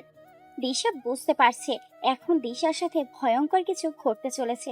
ছোটার জন্য ছটফট করছে দিশা, কিন্তু এতেও দিশা ব্যর্থ। রাফিদ শান্ত গলায় বলল, কি হয়েছে সোনা? এখন কেন ছটফট করছো? আগে মনে ছিল না? তোমার সাহসটা কমানোর জন্য এই ডোজটা যে তোমাকে দিতেই হবে সোনা, প্লিজ ডোন্ট মাইন্ড। সে আমার এক হাতের বাঁধনটা খুলে দিল। সাথে সাথে আমি যে আমার মুখের বাঁধনটা খুলতে যাব, সে আমার হাতটা ধরে তার সামনে এনে বলল, তুমি তখন এই হাতটাই তো কাটতে চেয়েছিলে, তাই না? এখন আমি তোমাকে হেল্প করছি, দাঁড়াও। আমি ভয়ে চোখ বড় বড় করে ক্রমাগত মাথা নেড়ে ইশারায় তাকে না করে চলেছি, কিন্তু সে আমার আমি ভয়ে চোখ বড় বড় করে ক্রমাগত মাথা নেড়ে ইশারায় তাকে না করে চলেছি, কিন্তু সে আমার কোনো কথাই শুনল না। সে আমার হাতের মাঝ বরাবর শিরা থেকে অনেকটা দূরে ছুরি দিয়ে এক টান মারলো। সাথে সাথে সেখান থেকে অনর্গল রক্ত ঝরে পড়তে লাগলো। আমি ব্যথায় চোখে জল ফেলা আর ছটফট করা ছাড়া আর কিছুই করতে পারছি না। কিভাবে করব? আমার মুখ এক হাত পাজে বাঁধা। রাফিদ ফার্স্ট এইড বক্সটা খুলে ওটা থেকে তুলোতে ওষুধ লাগিয়ে আমার কাটা অংশে লাগাতে লাগাতে বলল, ইস, খুব লেগেছে তাই না? লাগবেই তো, দেখো তো কতখানি কেটে গেছে। চিন্তা করো না, আমি ওষুধ লাগাচ্ছি তো, এখনই সেরে যাবে। সে আমার হাতে ব্যান্ডেজ করে আমার হাতটা ছেড়ে দিল। সে হাত ছেড়ে দেওয়ার পর আমি তৎক্ষণাৎ আমার মুখের বাঁধনটা খুলে হাঁপাতে হাঁপাতে কান্নাজড়িত কণ্ঠে তাকে বললাম, আপনি কি পাগল হয়ে গেছেন নাকি? কি করছেন এটা? নিজে কেটে আবার নিজেই ওষুধ লাগাচ্ছেন। আমার কথা শোনার কোনো রিয়াকশন না দিয়ে সে আবারও আমার ওই হাতটা টেনে ধরলো। আমার অন্য হাত বাঁধা থাকায় কিছু করতেও পারছিলাম না। সে বলল, তুমি কি চাও আমি আবারও তোমার এই সুন্দর হাতটা কেটে ক্ষতবিক্ষত করি? যদি না চাও তাহলে আর একটা কথাও যেন মুখ দিয়ে বের না হয়। Mind it. বলেই সে আমার হাতটা ঝাড়ি দিয়ে ফেলে রুম থেকে চলে গেল। সে চলে যাওয়ার পর আমি খুব কষ্টে আমার কাটা হাতটা দিয়েই অন্য হাতের বাঁধনটা খুললাম। তারপর কাটা হাতটা জায়গায় খুব ব্যথা করছে। না, আমি তাকে আর কিছুই বলার চেষ্টা করব না, আর না বোঝানো। সে যেহেতু কিছু শুনবেই না, তাহলে আমি বলবো কেন? আপনি চান না তো আমি কিছু বলি? ঠিক আছে, বলবো না। আর না, নিজেকে নির্দোষ প্রমাণ করব আপনার কাছে। পরের দিন ড্রয়িং রুমের সোফায় বসে টিভিতে কার্টুন দেখছি ও পপকর্ন খাচ্ছি। আমার মন ভালো করার জন্য এটা একটা বেস্ট ওয়ে। আজকে রাফিদের অফ ডে, তাই সে বাসায় আছে, বসে রুমের ল্যাপটপে কি যেন কাজ করছে। এর কি অফ ডেতেও কাজ করা লাগে নাকি? যা খুশি করুক গে, আমার কি? আমি সকাল থেকে একবারও রাফিদের সাথে কথা বলিনি। সে যা বলছে চুপচাপ তা করে গিয়েছি। কোনো কথা বলবো না তার সাথে। সে তো আমাকে ঘৃণা করে। আর গতকাল যা করলো সে, এমন এক সময় উপর থেকে খাটাস মার্কা পাষাণটা জোরে জোরে ডাকতে লাগলো। দিশা, এই দিশা। না, যাব না আমি। ডাকুক গে, আই ডোন্ট কেয়ার। হ্যাঁ, সে আবারও ডেকে ওঠে। এ কথা শোনার পর আমি তড়িঘড়ি করে উঠে কোনো মতে উপরে চলে গেলাম। এই খচ্চরের স্পেশাল ডোজ মানেই আমার উপর বোমা ফাটানো। রুমের ভিতরে ঢুকে দেখি রাফিদ সামনে দাঁড়িয়ে আছি, কিন্তু ব্যাটা খাটাস মার্কা কিছু বলা তো দূরে থাক, আমার দিকে তাকাচ্ছে না পর্যন্ত। এক মনে কাজ করে চলেছে, যেন মনে হচ্ছে এই মুহূর্তে এটা না করলে সে দম বন্ধ হয়ে মারা যাবে। আমি তো তার থেকে কথা বলি না, ডেকে এনে এভাবে দাঁড় করিয়ে রাখার কোনো মানে হয় কি? যত সব ব্যাটা গন্ডার রামছাগল কোথাকার। এবার সে ল্যাপটপের দিকে তাকিয়ে কাজ করতে করতে বলল। আলমারি ড্রয়ার থেকে নীল রঙের ফাইলটা বের করে দাও। তার কথা শুনে এবার আমার প্রচুর রাগ হলো। এই কাজটা তো সে নিজেও করে নিতে পারতো নাকি? না, তা করবে কেন? করলে আমাকে জ্বালাবে কি করে? আমি আর কিছু না বললাম না। বাম হাতে ফাইলটা বের করে তার সামনে রেখে নিচে চলে আসলাম। ডান হাত নাড়াতেও খুব কষ্ট হচ্ছে আমার। হবেই না কেন? কতখানি কেটেছে পাষাণটা। শত্রুর সাথেও মনে হয় মানুষ এমন করে না। এইভাবেই কেটে গেল 3 দিন। এই 3 দিনে আমি তার সাথে কোনো কথা বলিনি। সে দরকার ছাড়া কোনো কথা বলে না আমার সাথে। তার কেমন লাগে আমার জানা নেই, তবে আমার খুব কষ্ট হয়। নিজেকে একটা জীবন্ত লাশের মতো লাগে আমার, রোবটের মতো। যাই বলি তাই করি। ছাদে এক কোণে রেলিং ধরে দাঁড়িয়ে আছি। রাফিদ বাসায় নেই। সন্ধ্যা হতে আর কিছুক্ষণ বাকি মাত্র। প্রকৃতিতে সূর্যের লাল আভা বইছে ও বাতাসে কেমন একটা মিষ্টি মিষ্টি গন্ধ। আমার কাছে এই পরিবেশটা খুব পছন্দের। হাজারো কষ্ট যেন মুহূর্তের মাঝে প্রকৃতিতে বিলীন করে দেওয়া যায়। হঠাৎই কেউ আমার পেছন থেকে এসে জড়িয়ে ধরে আমার ঘাড়ে মুখ ডোবালো। প্রথমে কিছুটা ভয় পেলেও তার শরীরের পারফিউমের গন্ধে বুঝতে বাকি রইল না এটা কে। আমি তার এইভাবে ধরায় কোনো রিয়াকশন দিলাম না। যেভাবে ছিলাম সেভাবেই দাঁড়িয়ে আছি, যেন কোনো মূর্তি। কিছুক্ষণ পর অনুভব করলাম আমার ঘাড়ে তরল জাতীয় গরম কিছু পড়ছে। তাহলে কি রাফিদ কান্না করছে? কিন্তু কেন? আমার খুব ইচ্ছে করছে তাকে একবার জিজ্ঞেস করতে। তাও ইচ্ছাটাকে মনের ভিতরে দমিয়ে এক কোণে রেখে দিলাম। সে বলল, আই এম সরি দিশা। তার কথা শুনে আমি চমকে উঠলাম। সে আমাকে সরি বলছে? ভাবা যায়? সত্যি অবিশ্বাস্য একটা ব্যাপার। তার কণ্ঠেও কেমন যেন শোনা যাচ্ছে, হয়তো কান্নার ফলে। কিন্তু হঠাৎ আমাকে সরি বলার কারণটা কি? আমাকে আঘাত করার জন্য নাকি অন্য কোনো কারণ? আমি তাও তার সাথে কোনো কথা বলছি না। সে আবারও বলল, কথা বলবে না আমার সাথে? প্লিজ দিশা, চুপ করে থেকো না, কিছু তো বলো। আমাকে কি ক্ষমা করা যায় না দিশা? আমি তাও চুপ করে আছি। বুঝতে পারছি না সে কিসের জন্য আমার কাছে ক্ষমা চাইছে। আমার মনে কষ্ট দেওয়ার জন্য, আমাকে প্রতিনিয়ত টর্চার করার জন্য, নাকি আমাকে ভুল বোঝার জন্য? আমি তার কোনো কথার জবাব দিলাম না। অপরাধ বোধ তো সে আমার সাথে অনেক করছে। কয়টার জন্য তাকে সরি বলবে সে? সে কি তাহলে সব সত্যি জানতে পেরেছে? আর শুধুমাত্র সরি বললেই কি 7 গুণ মাফ হয়ে যায়? প্লিজ দিশা, কথা বলো। তোমার এই চুপ থাকাটা যে আমার কলিজায় গিয়ে বাজছে। তোমার কণ্ঠটা শুনতে খুব ইচ্ছে করছে, কিছু তো বলো। আমি আর কান্না না করে থাকতে পারলাম না। ফুপিয়ে কেঁদে দিলাম এবার। আমার কান্না করা দেখে রাফিদ আমার ঘাড় থেকে মুখ তুলে আমাকে তার দিকে ঘোরালো। তারপর 2 হাতে আমার গাল আলতো করে স্পর্শ করে আমার মুখটা একটু উঁচু করে ধরে বলল, দিশা প্লিজ এভাবে কেঁদো না। দেখো, আমি সত্যি সরি। আসলে আমি না বুঝে তোমার সাথে এত অন্যায় করেছি। জানো আজকে আমি তাকে আর কিছু বলতে না দিয়ে তার হাত দুটো আমার গাল থেকে সরিয়ে দৌড়ে ছাদ থেকে নিচে নেমে আসলাম। তার সামনে বেশিক্ষণ থাকলে নিজেকে আর ধরে রাখতে পারবো না। চাই না আমার তার সরি। আচ্ছা, ওর হঠাৎ কি হলো? কান্না করছিল, আবার আমার কাছে ক্ষমাও চাইছিল। যাক, খুশি হোক। আমি তার সাথে কোনো কথা বলতে চাই না, আর না কিছু শুনতে চাই ওই হারামিটার মুখ থেকে। সে কি আমার কোনো কথা শুনছিল? তবে আমি কেন শুনবো? রাতে ড্রেসিং টেবিলের সামনেই টুলে বসে চুল আঁচড়াচ্ছি, আর চোখে আয়নায় রাফিদের দিকে তাকাচ্ছি। সে কখন থেকে খাটের মধ্যে পায়ের উপর পা তুলে এক হাত কপালের সাইডে রেখে ভর দিয়ে আধশোয়া হয়ে বসে আমার দিকে তাকিয়ে আছে। হাবসাব এমন যেন আমি কোনো মঙ্গল গ্রহ থেকে আসা এলিয়েন। ব্যাপারটা খুবই অস্বস্তিকর, অন্তত আমার কাছে তো অবশ্যই। কেউ এভাবে তাকিয়ে থাকলে কি আর কিছু করা যায়? আজ হলোটা কি এর?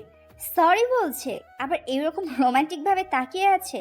তার উপর চুলের মধ্যেও মনে হয় 10 বছরের জটলা সব একসাথে বেঁধেছে। ছাড়ার নামই নিচ্ছে না হতচ্ছাড়া। আমি যখন চিরুনি দিয়ে আমার চুলের সাথে যুদ্ধ করতে ব্যস্ত, ঠিক তখনই কেউ পেছন থেকে এক টানে আমার হাত থেকে চিরুনিটা নিয়ে নিল। আমি চোখে মুখে বিরক্তির আভা নিয়ে ফুরো কুচকে রাফিদের দিকে তাকিয়ে আছি।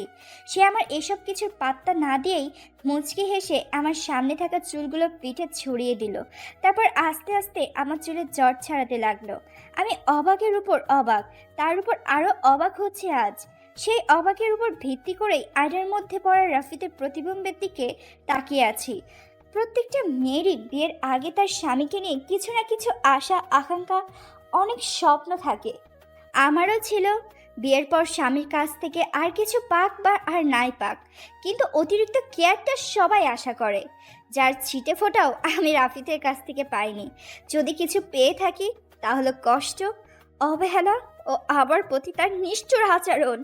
আমার এই সকল ভাবনার ছিদ্র ঘটিয়ে রাফিদ আমার চুলে চিরুনি চালাতে চালাতে বলল, আমি জানি তুমি আমাকে নিয়েই ভাবছো। তা কি ভাবছো শুনি? নিশ্চয়ই আমার দেওয়া কষ্টের কথাগুলো মনে করছো, তাই না? আমি নীরবে শুধু তার কথাগুলো শুনছি শুধু। ওকে ফাইন, কথা বলবে না তো আমার সাথে? ঠিক আছে, বলো না। আমি জানি তোমার মাথায় এখন হাজারো প্রশ্ন ঘুরপাক খাচ্ছে, তারপরও কিছু জিজ্ঞেস করছো না। তুমি যেদিন আমাকে নিজের মুখ থেকে জিজ্ঞেস করবে, আমিও সেই দিন তোমাকে তোমার প্রশ্নের উত্তর দেব। আর হ্যাঁ, কাল মা আসছে, আর উনি এখন থেকে এখানেই থাকবে আমাদের সাথে। কথাটা শুনে আমার চোখ মুখ খুশিতে চকচক করে উঠল। আমি একটু নড়ে চড়ে বসে একটু জোরেই বলে ফেললাম, সত্যি? বলার সাথে সাথে আমার মুখে আমি নিজের 2 হাত দিয়ে চেপে ধরে চোখ বন্ধ করে ফেললাম। ইস, বেশি খুশিতে হুঁশ হারিয়ে ফেলছে। আসলে আমার শাশুড়ি এমন না, খুব ভালো। যখনই আসে আমাকে এতগুলো ভালোবাসা দিয়ে যায়। আমি ওনাকে অনেকবার বলছি আমাদের সাথে এসে এখানে থাকতে, কিন্তু উনি প্রতিবারই কোনো না কোনো বাহানা দিয়ে ব্যাপারটা এড়িয়ে যান। ছোট থেকে মায়ের আদর স্নেহ পাইনি আমি, তাই ওনার অল্প ভালোবাসাও আমার কাছে অনেক মনে হয়। আমার এইরকম বিহেভিয়ারে রাফিদ হালকা হেসে তারপর আমার সামনে এসে হাঁটু গেড়ে বসে আমার 2 হাত তার 2 হাতের মুঠোয় নিয়ে বলল, সেই তো কথা বলেই ফেললে, তা পুরোপুরিভাবে বলো না। আমি আমার মুখটা অন্যদিকে ঘুরিয়ে নিলাম। আচ্ছা, আমি ওর সরি বলবো না। আমার সরি এতটাও সস্তা না, ওকে? যখন আমার সরির মূল্য দিবে তখন সরি বলবো। খামোখা ওই টিভি সিরিয়ালের মতো ওসব ফালতু সরিটরি বলে বউয়ের পিছনে ঘুর করার মতো ছেলে আমি নই। এসব করে আমার টাইম ওয়েস্ট করাতে চাই না। আফটার অল আমি আমার জায়গায় ঠিকই ছিলাম, বাকিটা এজ এর উইশ। তুমি তো আমার কথাই শুনতে চাইছো না, তবে এটা ভেবো না আমি তোমাকে আর টর্চার করব না। করব, তবে অন্যরকম ভাবে। আমি তার দিকে চোখ দুটো রসগোল্লার মতো করে তার দিকে তাকিয়ে আছি। কি বজ্জাতের বাবা! মা গো মা, ভাবা যায় এ তো পুরো গিরগিটি থেকে ফার্স্ট রং বদলাতে পারে। বলে কি এই লোক, আমাকে সরি বলাটা ফালতু? এতগুলো অন্যায় করার পর তার এখন এইসব ফালতু মনে হয়? I have a big confusion. এর মাথায় চলছেটা কি? ধ্যাৎ, ঘোড়ার ডিম! কেন যে ওই সময় পুরো কথা না শুনে ঠ্যাং ঠ্যাঙিয়ে চলে আসলাম। ধুর, যা, এখন তো জিজ্ঞাসা করতে পারবো না, কথা যে বলি না। বাহ দেশা বাহ, এইগুলোই তোর কাম কাজ? তোর মুখ বন্ধ রাখবি বলে কানও কি বন্ধ করে রাখার প্রতিজ্ঞা করছিলি? সে আবারও বলল, কি হলো, কি ভাবছো এত? বাই দ্য ওয়ে, তুমি সারা রাত ভাবো আমি যাই, ঘুম পেয়েছে। আজ অনেকদিন পর একটা শান্তির ঘুম দিব। টাটা। এক হাতের আঙ্গুল নাচিয়ে বলে পেটে গিয়ে ধপ্পাস করে হাত পা ছড়িয়ে শুয়ে পড়ল। তার সব কিছুই আমার মাথার উপর দিয়ে যাচ্ছে। নিজেকে কেমন জানি ব্যাক্কাল ব্যাক্কাল লাগছে আমার। এ আবার আজকে ড্রিঙ্কিং করে আসেনি তো? কই, আমি তো কোনো বাজে গন্ধ পেলাম না। গর্বত তো কিছু একটা আছে, না চেক করতে হবে ভেবে আমি তার কাছে চলে গেলাম। চাপ বাবা, এ তো দেখি ট্রেনের থেকেও ফাস্ট ঘুমাই। আল্লাহ, তুমি এই লোকের চোখের কিছু ঘুম তো আমাকেও ধার দিতে পারো। আমিন। আমি ওর চোখের সামনে অনেকবার হাত নাড়ালাম, কিন্তু ব্যাটার ঘুম জমে পুরো ক্ষীর। তারপর 2 হাত বেডের উপর ভর দিয়ে আমি ওর মুখের কাছে আমার মুখটা নিয়ে গেলাম। না, কোনো উল্টাপাল্টা তো খাইনি বলে তো মনে হচ্ছে না। তার মানে ব্যাটা খাটাস মার্কাটা পুরোই হুঁশে আছে। আহা, ব্যাটা সরি বলার কি ছিড়ি গো, আমি তো পুরো ফিদা হয়ে গেছি। হ্যাঁ, আমি যে উঠতে যাব অমনি আমার হাতের মধ্যে কেউ আচমকা টান মারলো। আমি টাল সামলাতে না পেরে তার উপর পড়ে যাই। ও মা, এটা দেখি পুরো সজাগ। তাহলে ব্যাটা এতক্ষণ ঢং করছিল। সে আমার 2 হাত শক্ত করে ধরে আমার দিকে কেমন করে যেন তাকিয়ে আছে। আমি তার থেকে ছোটার চেষ্টা করে পারছি না। আমি রাগী চোখে তার দিকে তাকাতেই সে বলল, ইস, আমার বউটা কত রোমান্টিক গো। ঘুমের মাঝে স্বামীকে আদর করে। কি সৌভাগ্য আমার। এমন বউ যেন বাংলার প্রতি ঘরে ঘরে হয়। শখ কত খচ্চরের। আমি রোমান্স করবো তাই হাতি মার্কা গন্ডারের সাথে? Just impossible. আসছে ফকিরের আবার তাল বিছানা, শালা লুচ্চা ইঁদুর বদমাইশ। সে এবার আমার মাথাটা তার বুকের সাথে লাগিয়ে শক্ত করে জড়িয়ে ধরে শুয়ে পড়ল। আমি যেন পুরো ফ্রিজড হয়ে গেছি। আমার বুকের ভিতর কে যেন তাকদম তাকদম করে ঢোল পিটাচ্ছে। নাড়াচাড়া করা শক্তিটুকু পাচ্ছি না। আমিও অন্য সবার মতো চাইতাম আমার স্বামীও আমাকে এভাবে রোজ বুকে করে ঘুমা। তবে কেন এমন হলো আমার সাথে? আজ কিছু না করে অপরাধীর খাতায় নাম আমার। কথাগুলো ভাবতে আমার চোখ দিয়ে অশ্রুর বন্যা বইতে লাগলো, যার ফলে রাফিদের বুকে জড়িয়ে থাকা টি শার্ট কাপড়টুকু ভিজে যাচ্ছে।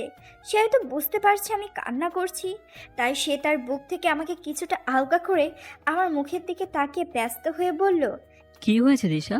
কাঁদছো কেন? আমি কি আবারও তোমাকে কষ্ট দিয়ে ফেললাম? কিন্তু এখন তো আমি কিছুই করিনি, তাহলে কাঁদছো কেন? দিশা প্লিজ। আমি তার কথার মাঝে খুব শক্ত করে 2 হাতে তাকে জড়িয়ে ধরে শব্দ করে কাঁদতে লাগলাম। সেও আমাকে জড়িয়ে ধরে এক হাতে আমার চুলে বিড়ি কাটতে কাটতে বলল, আমি বুঝতে পারছি দিশা, তুমি কেন কান্না করছো। তোমার যতক্ষণ খুশি আমার বুকে কাঁদতে পারো। হয়তো তোমার ভালো লাগবে ও মনটাও হালকা হবে। আমি পুরোটাই তোমার, আর তুমি শুধুমাত্র এই রিফাতের, আর কারো না। আমার এতক্ষণে হুঁশ এলো আমি তাকে জড়িয়ে ধরেছি। তাই আমি চট করে তার কাছ থেকে নিজেকে ছাড়িয়ে অন্য পাশে ফিরে শুয়ে পড়ি। দরকার নেই আমার তার কোনো সহানুভূতির। সে এখনো হয়তো আমার দিকে তাকিয়ে আছে, থাকুক না, মানা করছে কে? পরের দিন দুপুরে আমাকে পরম যত্নে ড্রয়িং রুমের সোফায় বসে আমার শাশুড়িমা খাইয়ে দিচ্ছে। উনি আজ সকালে এসেছেন, আর আজ রান্না আম্মাই করছেন। আমিও ওনাকে টুকটাক হেল্প করছি। আমি তো বাচ্চাদের মতো সোফার উপর আসাম করে বসে খাচ্ছি আর টিভির মধ্যে ডুবে আছি। আর রাফিদ সে কখন থেকে সামনের সোফায় বসে ভ্যাবলাকান্তের মতো গালে হাত দিয়ে আমার দিকে তাকিয়ে আছে। তার দিকে না তাকিয়েও বেশ ভালোই বুঝতে পারছি ও আমাকেই দেখছে। যদিও মাঝে 2-1বার আর চোখাচোখি করে তাকিয়েছিলাম, সে আজও অফিসে যায়নি। হয়তো আম্মা এসেছে বলে। আমি বুঝতে পারি না এর সমস্যাটা কি। এখন কি শান্তিতে একটু খেতেও পারবো না এর জ্বালায়? এভাবে তাকিয়ে থাকলে তো আমার পেট খারাপ করবে। যত সব ছোচা বেড়ার কোথাকার এমন করে তাকিয়ে আছে যেন বাপের জন্মে খায়নি। ইচ্ছে তো করছে ঘরের সব খাবার এনে এর মুখের ভিতর পুড়ে দেই, তাও যদি আমার খাবারের প্রতি নজর না দেয়। এর মধ্যে আমার শাশুড়ি বলল, কি রে, সে কখন থেকে কোন ধ্যানে আছিস? মুখের সামনে খাবার ধরে বসে আছি, কোনো খবরই নেই তোর। ওনার কথায় আমি চিন্তার জগৎ থেকে বাস্তবে ফিরি। আমি কিছু বলবো তার আগে রাফিদ বলে, আরে মা, বোঝো না কেন? তোমার পুত্রবধূ এখন সোনার টুকরা পুত্রের ভাবনায় মশগুল। বেচারা কি করবে বলো তো? আমি তো সারাদিন ওকে তেমন টাইম দিতে পারি না, তাই আমাকে ভেবেই ও সময় কাটায়। ছি ছি ছি, এর কি একটু লজ্জা শরম নেই? কার সামনে কি বলতে হয় এটাও জানে না। যদি লজ্জা শরমের ওষুধ পাওয়া যেত তাহলে এই মুহূর্তে যেখান থেকে পারতাম এই বেসরটাকে এনে খাওয়াইতাম। আমার শাশুড়িও কিছু কম যায় না। ছেলের কথার সাথে উনিও ভেটকি মাছের মতো শব্দ করে হাসছেন। কি একটা পরিস্থিতি! এবার আমার ভীষণ লজ্জা লাগছে, ইচ্ছে করছে এখনই এখান থেকে দৌড়ে পালাই, কিন্তু আহা, এই সোনার সোহাগা কপাল আমার, এটাও এখন করা সম্ভব না। এখন খাওয়া ছেড়ে এভাবে দৌড়ে পালালে লোকে আমাকে পাগল ছাড়া আর কিছুই বলবে না। রাফিদের সব কিছুতেই আমি কেমন যেন একটা রহস্য রহস্য গন্ধ পাচ্ছি। আমার সাথে তার এত ভালো ব্যবহার, সরি বলা, আমার কেয়ার করা, আবার আম্মাকে এখানে আনা, সব যেন কেমন তালগোল পাকিয়ে যাচ্ছে। কিছুটা একটা মাথায় চলছেই তার, কিন্তু কি? রাফিদ একটু বাইরে গিয়েছে। আমি রুমের মধ্যে বেডে আধশোয়া হয়ে যখন এসব ভাবছিলাম, তখনই কেউ দরজায় নক করে। তাকিয়ে দেখি আমার শাশুড়ি আম্মা। আমি তাড়াতাড়ি করে উঠে বসে মুচকি এসে ওনাকে বললাম, আরে আম্মা, আপনি আসুন না, নক করে আসার কি আছে? এ বাড়িটা যেমন আপনার, তেমন এ বাড়ির প্রতিটা রুমও আপনার। উনি আমার কথায় হালকা হেসে ভিতরে ঢুকলেন, তারপর আমার পাশে বসে আমার মাথায় হাত বুলিয়ে বললেন, আমি জানি রিফাত এতদিন তোকে ভুল বুঝেছে। তাকে কতবার বলেছি আমি তোর মতো একটা মিষ্টি মেয়ে, কখনো এই কাজটা করতেই পারিস না, কিন্তু সে তো সেই। তবে গতকাল যখন আমাকে রিফাত ফোন করে বলল তোকে নিয়ে তার সকল ধারণা ভুল, তখন এত ভালো লাগছিল যে বলে বোঝাতে পারবো না তোকে। যাক ওসব কথা, বিয়ের পর তো তোকে কিছুই দিতে পারিনি, তাই আমার পক্ষ থেকে তোদের জন্য ছোট্ট একটা উপহার। বলেই উনি আমার দিকে একটা গয়নার বক্স এগিয়ে দিলেন। আমি বললাম, এটার কোনো প্রয়োজন ছিল না আম্মা, তাও অনেক ধন্যবাদ আপনাকে। আপনি যে আমাকে ভালোবেসে দিয়েছেন, এইটাই আমার কাছে অনেক। উনি এবার আমার হাত ধরে বললেন, আমার একটা কথা রাখবি মা? আপনি যা বলবেন তা আমার সাধ্যের মধ্যে হলে অবশ্যই রাখবো মা। তোর সাধ্যের মধ্যেই। উনি আমার দিকে একটা খাম এগিয়ে দিলেন। আমি জিজ্ঞেস করলাম, এটাতে কি আছে আম্মা? তোরা রিফাতের জন্য জাপানে হানিমুনের টিকিট আমি করিনি, রিফাতে করেছে, কিন্তু ও তোকে বললে নাকি তুই রাজি হবি না, তাই আমাকে দিয়ে পাঠিয়েছে। তোর তো বিয়ের পর কোথাও যাসনি, প্লিজ তুই মানা করিস না। আমি ওনার অনুরোধটা আর ফেলতে পারলাম না, তাই রাজি হয়ে গেলাম। রাতে রাফিদের ও আমার জন্য প্রয়োজনীয় সব কাপড় চোপড় ভাঁজ করে লাগেজে রাখছি। রাফিদ সোফায় বসে ল্যাপটপে কি যেন করছে। কালই আমাদের ফ্লাইট, আম্মা আজই এলো আর কালকেই আমরা চলে যাচ্ছি। ব্যাপারটা আমার কাছে একদম ভালো লাগছে না। ভেবেছিলাম ওনার সাথে একটু সময় কাটাবো, কিন্তু সেটাও খাটাসটার জন্য আমার কপালে জুটলো না। তাই খানিকটা মন খারাপ আমার। কয়দিনের জন্য যাচ্ছি তাও জানি না। আজকের রাতটাও তার সাথে কথা না বলেই কেটে গেল। রাফিদ খাটের ও পাশে আর আমি এ পাশে। সেও আমার সাথে আর কথা বলার কোনো ট্রাই করেনি। পরের দিন সকালে আমার শাশুড়ি আমার কাছ থেকে বিদায় নিয়ে আমিও রাফিদ বেরিয়ে পড়লাম জাপানের উদ্দেশ্যে। সব কিছু এত তাড়াতাড়ি হয়ে গেছে যে আমি কিছু বুঝে উঠতে পারছি না ঠিক কী হচ্ছে আমার সাথে। গাড়ি তার আপন গতিতে চলছে। রাফিদ এক মনে ড্রাইভ করছে আর আমি হেলান দিয়ে বসে বাইরের দিকে তাকিয়ে প্রকৃতি অনুভব করছি। অনেকক্ষণ পর হঠাৎ খেয়াল করলাম এয়ারপোর্ট এসে পড়েছে। কিন্তু এ কি, রাফিদ এয়ারপোর্টে গাড়ি থামালো না কেন? আমাদের তো এয়ারপোর্টে নামার কথা, তাহলে গাড়ি থামালো না কেন? আমি আর চুপ করে থাকতে পারলাম না। আমি উত্তেজিত হয়ে তাকে জিজ্ঞেস করেই ফেললাম, এই কি রাফিদ, আমাদের তো এয়ারপোর্টে নামার কথা, তাহলে আপনি গাড়ি থামালেন না কেন? কোথায় যাচ্ছি আমরা? না, সে কিছুই বলছে না। আমার কথা শুনে সে শুধু একটা বাঁকা হাসি দেওয়া ছাড়া আর কোনো রিয়াকশনই দিল না। কি করতে চাইছে সে? তবে গন্ডগোল একটা আছেই। আমি চেঁচিয়ে তাকে বললাম, রাফিদ গাড়ি থামান, আমি কোথাও যাব না আপনার সাথে, থামান বলছি। এবার সে ড্রাইভ করতে করতে বলল, ওহো, দিশা সোনা, তুমি তো দেখছি বড্ড বেশি কথা বলো। আসল টুইস্টটা তো এখনো বাকি। সো ওয়েট, আর এখানে নেমেই বা তুমি যাবে কোথায়? কাকে চেনো তুমি এখানে? হ্যাঁ, তাই চুপচাপ বসে থাকো, কিপ সাইলেন্ট, ওকে? তার কথা শুনে আমি ধপ্পাস করে আমার সিটে হেলান দিয়ে বসে পড়লাম। তার মানে আবারও আমার সাথে কিছু একটা করতে যাচ্ছে। আমি আগে কিছুটা আন্দাজ করেছিলাম তার এইরকম ভালো মানুষের পিছনে কিছু তো লুকিয়ে আছে। এবার শিওর হলাম। তাহলে গতকাল থেকে যা যা করলো ওসবের মানে কি ছিল, আর কেনই বা করলো? হেলান দেওয়া অবস্থায় মাথার চুলগুলো আঁকড়ে ধরে উফ, আমি জাস্ট আর ভাবতে পারছি না। চোখ দিয়ে আমার দু এক ফোঁটা জল গড়িয়ে পড়ল। সে আবারও বলল, নিজের ব্রেনের উপর এত জোর দেওয়ার দরকার নেই, একটু পর সব বুঝতে পারবে। তাছাড়াও আজ তোমার ব্রেনের উপর খুব দখল যাবে। তো এখন বেচারাকে রেস্ট করতে দাও শোনা। মুখে তার আবারও সেই বিখ্যাত বাঁকা হাসি, যার পেছনে লুকিয়ে আছে হাজারো রহস্যের ঘেরা জাল। আবারও কি ভয়ঙ্কর কিছু ঘটবে আমার সাথে? ভাবতেই আমার অন্তরাত্মা কেঁপে কেঁপে উঠছে। এসব ভাবতে ভাবতেই গাড়ি চলাকালীন বাইরের রাস্তার ধারে লাগানো একটা বোর্ডের উপর নজর পড়লো আমার। সেখানে বড় বড় করে লেখা ওয়েলকাম টু ফেনী। তার মানে আমরা এইমাত্র ফেনীতে প্রবেশ করলাম, কিন্তু দেশে এত জায়গা থাকতে এখানে কেন? ওয়াই? আর জাপান যখন যাবেই না, তো এভাবে মিথ্যা বলে আনলো কেন? রাফিদ কি করতে চাইছে আমার সাথে? না, আমার মাথা আর কাজ করছে না। প্লিজ রাফিদ, আমি এই জঘন্য কাজটা করতে পারবো না, আমার দ্বারা পসিবল না, বোঝার চেষ্টা করুন। রাফিদ বলল, তোমাকেই করতে হবে সোনা। You have no another option, so hurry up. দুই হাত এক করে গান নিয়ে সামনের দিকে তাক করে দাঁড়িয়ে আছি আমি, নিজের থেকে নয়। রাফিদ জোর করে ধরিয়ে দিয়েছে, আর আমার সামনের চেয়ারে এক লোককে মুখ বেঁধে কালো কাপড় পরিহিত অবস্থায় চেয়ারে বেঁধে রাখা হয়েছে। লোকটার মুখটাও হয়তো বাঁধা, গঙানোর শব্দ পাচ্ছি, হয়তো কিছু বলতে যাচ্ছে আর ক্রমাগত ছোটার চেষ্টা চালিয়ে যাচ্ছে। রাফিদ একটা চেয়ারে পায়ের উপর পা তুলে বসে হাতে একটা পাজল নিয়ে ওটাকে মিলানোর ট্রাই করছে।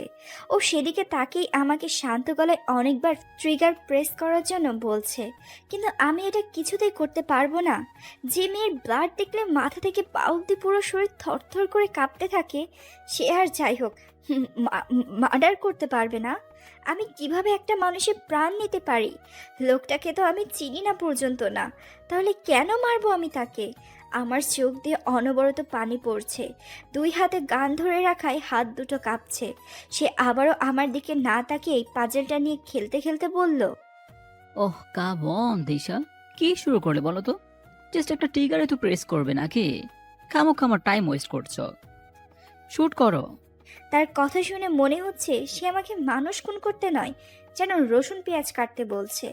আমি তাকে অনুনয়ন স্বরে কাঁদতে কাঁদতে বললাম, প্লিজ রাফিদ, আপনি দয়া করে আমাকে মেরে ফেলুন, তাও আমি কাউকে খুন করতে পারবো না। সে এবার আমার চোখে মুখে বিরক্তি ও রাগের ছাপ নিয়ে আমার দিকে চোখ তুলে তাকালো, তারপর হাতের পাজলটা পাশের একটা টেবিলে এমনভাবে রাখলো যার শব্দে ভয়ে আমি কেঁপে উঠলাম। রাফিদ আমার দিকে এগিয়ে আসতে আসতে বলল, ওফ দিশা, তুমি এত ভয় পাচ্ছ কেন? ওয়েট, আমি তোমাকে হেল্প করছি। কথাটা বলে সে আমার পিছনে এসে দাঁড়ালো ও আমার কাঁধে তার দুই হাত রাখলো। লুক অ্যাট মি, আমার চোখের দিকে তাকাও। এটা বলাতেই আমি আমার ঘাড়টা পেছনের দিকে ঘুরিয়ে তার দিকে তাকানোর সাথে সাথে সে পেছন থেকে আমার চোটে তার ঠোঁট দুটো মিলিয়ে দিল। আকস্মিক ঘটনায় আমি আমার চোখ জোড়া বন্ধ করে ফেলি। আমার হাত দুটো এখনও গানটার সামনের দিকে তাক করে আছে। একটু পর খেয়াল করলাম কিস করা অবস্থায় তার হাত এক হাত আমার কাঁধ ছাড়িয়ে আস্তে আস্তে আমার হাতের মধ্যে বিচরণ করছে। সে আমার হাতের উপরে তার হাত রেখে জিগারে আমার আঙ্গুলের উপর তার এক আঙ্গুল রাখলো। তার উদ্দেশ্য কি তা আমি বুঝতে পেরে আমি চট করে আমার চোখ দুটো খুলে ফেলি। আমি যেই না তার থেকে নিজেকে ছাড়াতে যাব, সে এক হাতে আমার চুলের মুঠি শক্ত করে চেপে ধরে আমার মুখ দিয়ে শুধু শব্দ ছাড়া আর কিছুই বের হচ্ছে না। আমি চোখে তাকে ইশারায় করছি না করছি, মাথা দাঁড়ানোর চেষ্টা করে চলেছি, যার অর্থ হলো রাফিদ শ্যুট করবেন না, কিন্তু আমার চেষ্টার ফল জিরো। তখনই খুব জোরে একটা শব্দ হলো, হ্যাঁ গুলির শব্দ। শ্যুট করার সাথে সাথে রাফিদ আমাকে ছেড়ে একটু দূরে গিয়ে দাঁড়ালো, আর আমি মাটিতে ধপাস করে বসে পড়ি। আমার জন্য কারোর প্রাণ চলে গেল ভাবতে ভেতরটা চুরমার হয়ে যাচ্ছে। রাফিদ আমার সামনে হাঁটু কেড়ে বসে আমার গালে তার দুই হাত রেখে বলল, ও মা, এ কি, তুমি কাঁদছো কেন? So sad. কাঁদে না সোনা। আচ্ছা, তুমি যাকে মারলে তাকে একবার দেখবে না? চলো তোমাকে দেখাই, কাম। বলে সে আমার এক পাশে হাত ধরে উঠিয়ে আমাকে টেনে লোকটার সামনে নিয়ে গেল। আমি যেন কথা বলার শক্তিটুকু হারিয়ে ফেলেছি। সে লোকটার মুখ থেকে কাপড়টা সরালো। লোকটাকে দেখার পর আমি আঁতকে উঠলাম। আরে এ তো ওই ছেলেটা যাকে তাইয়ার সাথে লাস্ট টাইম দেখেছিলাম। চেহারাটা হালকা মনে ছিল। আমার এখন দেখার পর পুরোপুরিভাবে খেয়াল হলো আমি লোকটার রক্তাক্ত শরীরটা দেখে চিৎকার করে কেঁদে দিলাম ও রাফিদকে জাপটে ধরে বললাম, রাফিদ আমাকে এখান থেকে নিয়ে চলুন, আমি এই দৃশ্য আর দেখতে পারবো না, প্লিজ নিয়ে চলুন। কি অদ্ভুত, যার জন্য আমার এই অবস্থা তার কাছেই আমি সাহায্যের কথা বলছি। ব্যাপারটা সত্যিই হাস্যকর। একটা রুমে বেডে বসে আছি, রাফি তখন আমাকে এখানে এনে রেখে যায়। আমাদের লাগেজগুলো আগে থেকে এখানে ছিল, কে রেখে গেছে জানি না। ওখান থেকে কাপড় নিয়ে ফ্রেশ হলাম মাত্র, সে কোথায় গেছে জানি না। এসব ভাবতে ভাবতে বেলকনিতে চলে এলাম। বেলকনিটা পুরোই খোলা, কোনো গ্রিল নেই, একটা মিনি ছাদও বলা যায়, বড় সড়ো বেশ। রেলিংয়ে হাত রেখে দাঁড়িয়ে 4 ঘন্টা আগের কথা ভাবতে লাগলাম। 4 ঘন্টা আগে গাড়িতে চোখ বন্ধ করে বসে আছি, তখনই গাড়ি ব্রেক করায় চোখ খুলে দেখি গাড়িটা একটা বাড়ির সামনে এসে থেমেছে। চারপাশ দেখে মনে হচ্ছে কোনো একটা গ্রাম, আশপাশে তেমন কোনো বাড়িঘর নেই। ভালো করে খেয়াল করলে হয়তো দূরের কয়েকটা টিনের কিংবা মাটির ঘর পাওয়া যাবে। রাফিদ গাড়ি থেকে নেমে দরজা খুলে আমাকে বলল। নামো। আমিও কিছু না বলে নেমে যাই। আমরা যেই বাড়িটির সামনে আসছি ওটা দোতলা একটা বাড়ি, কম জায়গা নিয়ে তৈরি হলেও বাড়িটা কিন্তু খুব সুন্দর। এই সৌন্দর্য আরও 1000 গুণ বাড়িয়ে তুলেছে আশেপাশে লাগানো ফল ও ফুলের গাছ। মনে হয় কেউ দেখাশোনা করে। বাড়ির সীমানাটুকু পাশের ছালি দিয়ে বেড়া দেওয়া, গেটটাও টিনের তৈরি। গ্রামে এইরকম বাড়িকে বাগান বাড়িও বলা হয়। আমি যখন চারপাশ দেখতে ব্যস্ত, তখন রাফিদ আমার হাত ধরে টানতে টানতে বাড়ির ভেতরে এনে একটা রুমে এনে হাত ধরে সামনের দিকে ধাক্কা দিল। আমি পড়ে যেতে গিয়েও নিজেকে সামলে নেই। এটা মনে হয় স্টোর রুম। আমি বললাম, এখানে কেন এনেছেন আমাকে? জাপানের কথা বলে এখানে এনে কি বোঝাতে চাইছেন আপনি? সেটা তো এখনই বুঝে যাবে।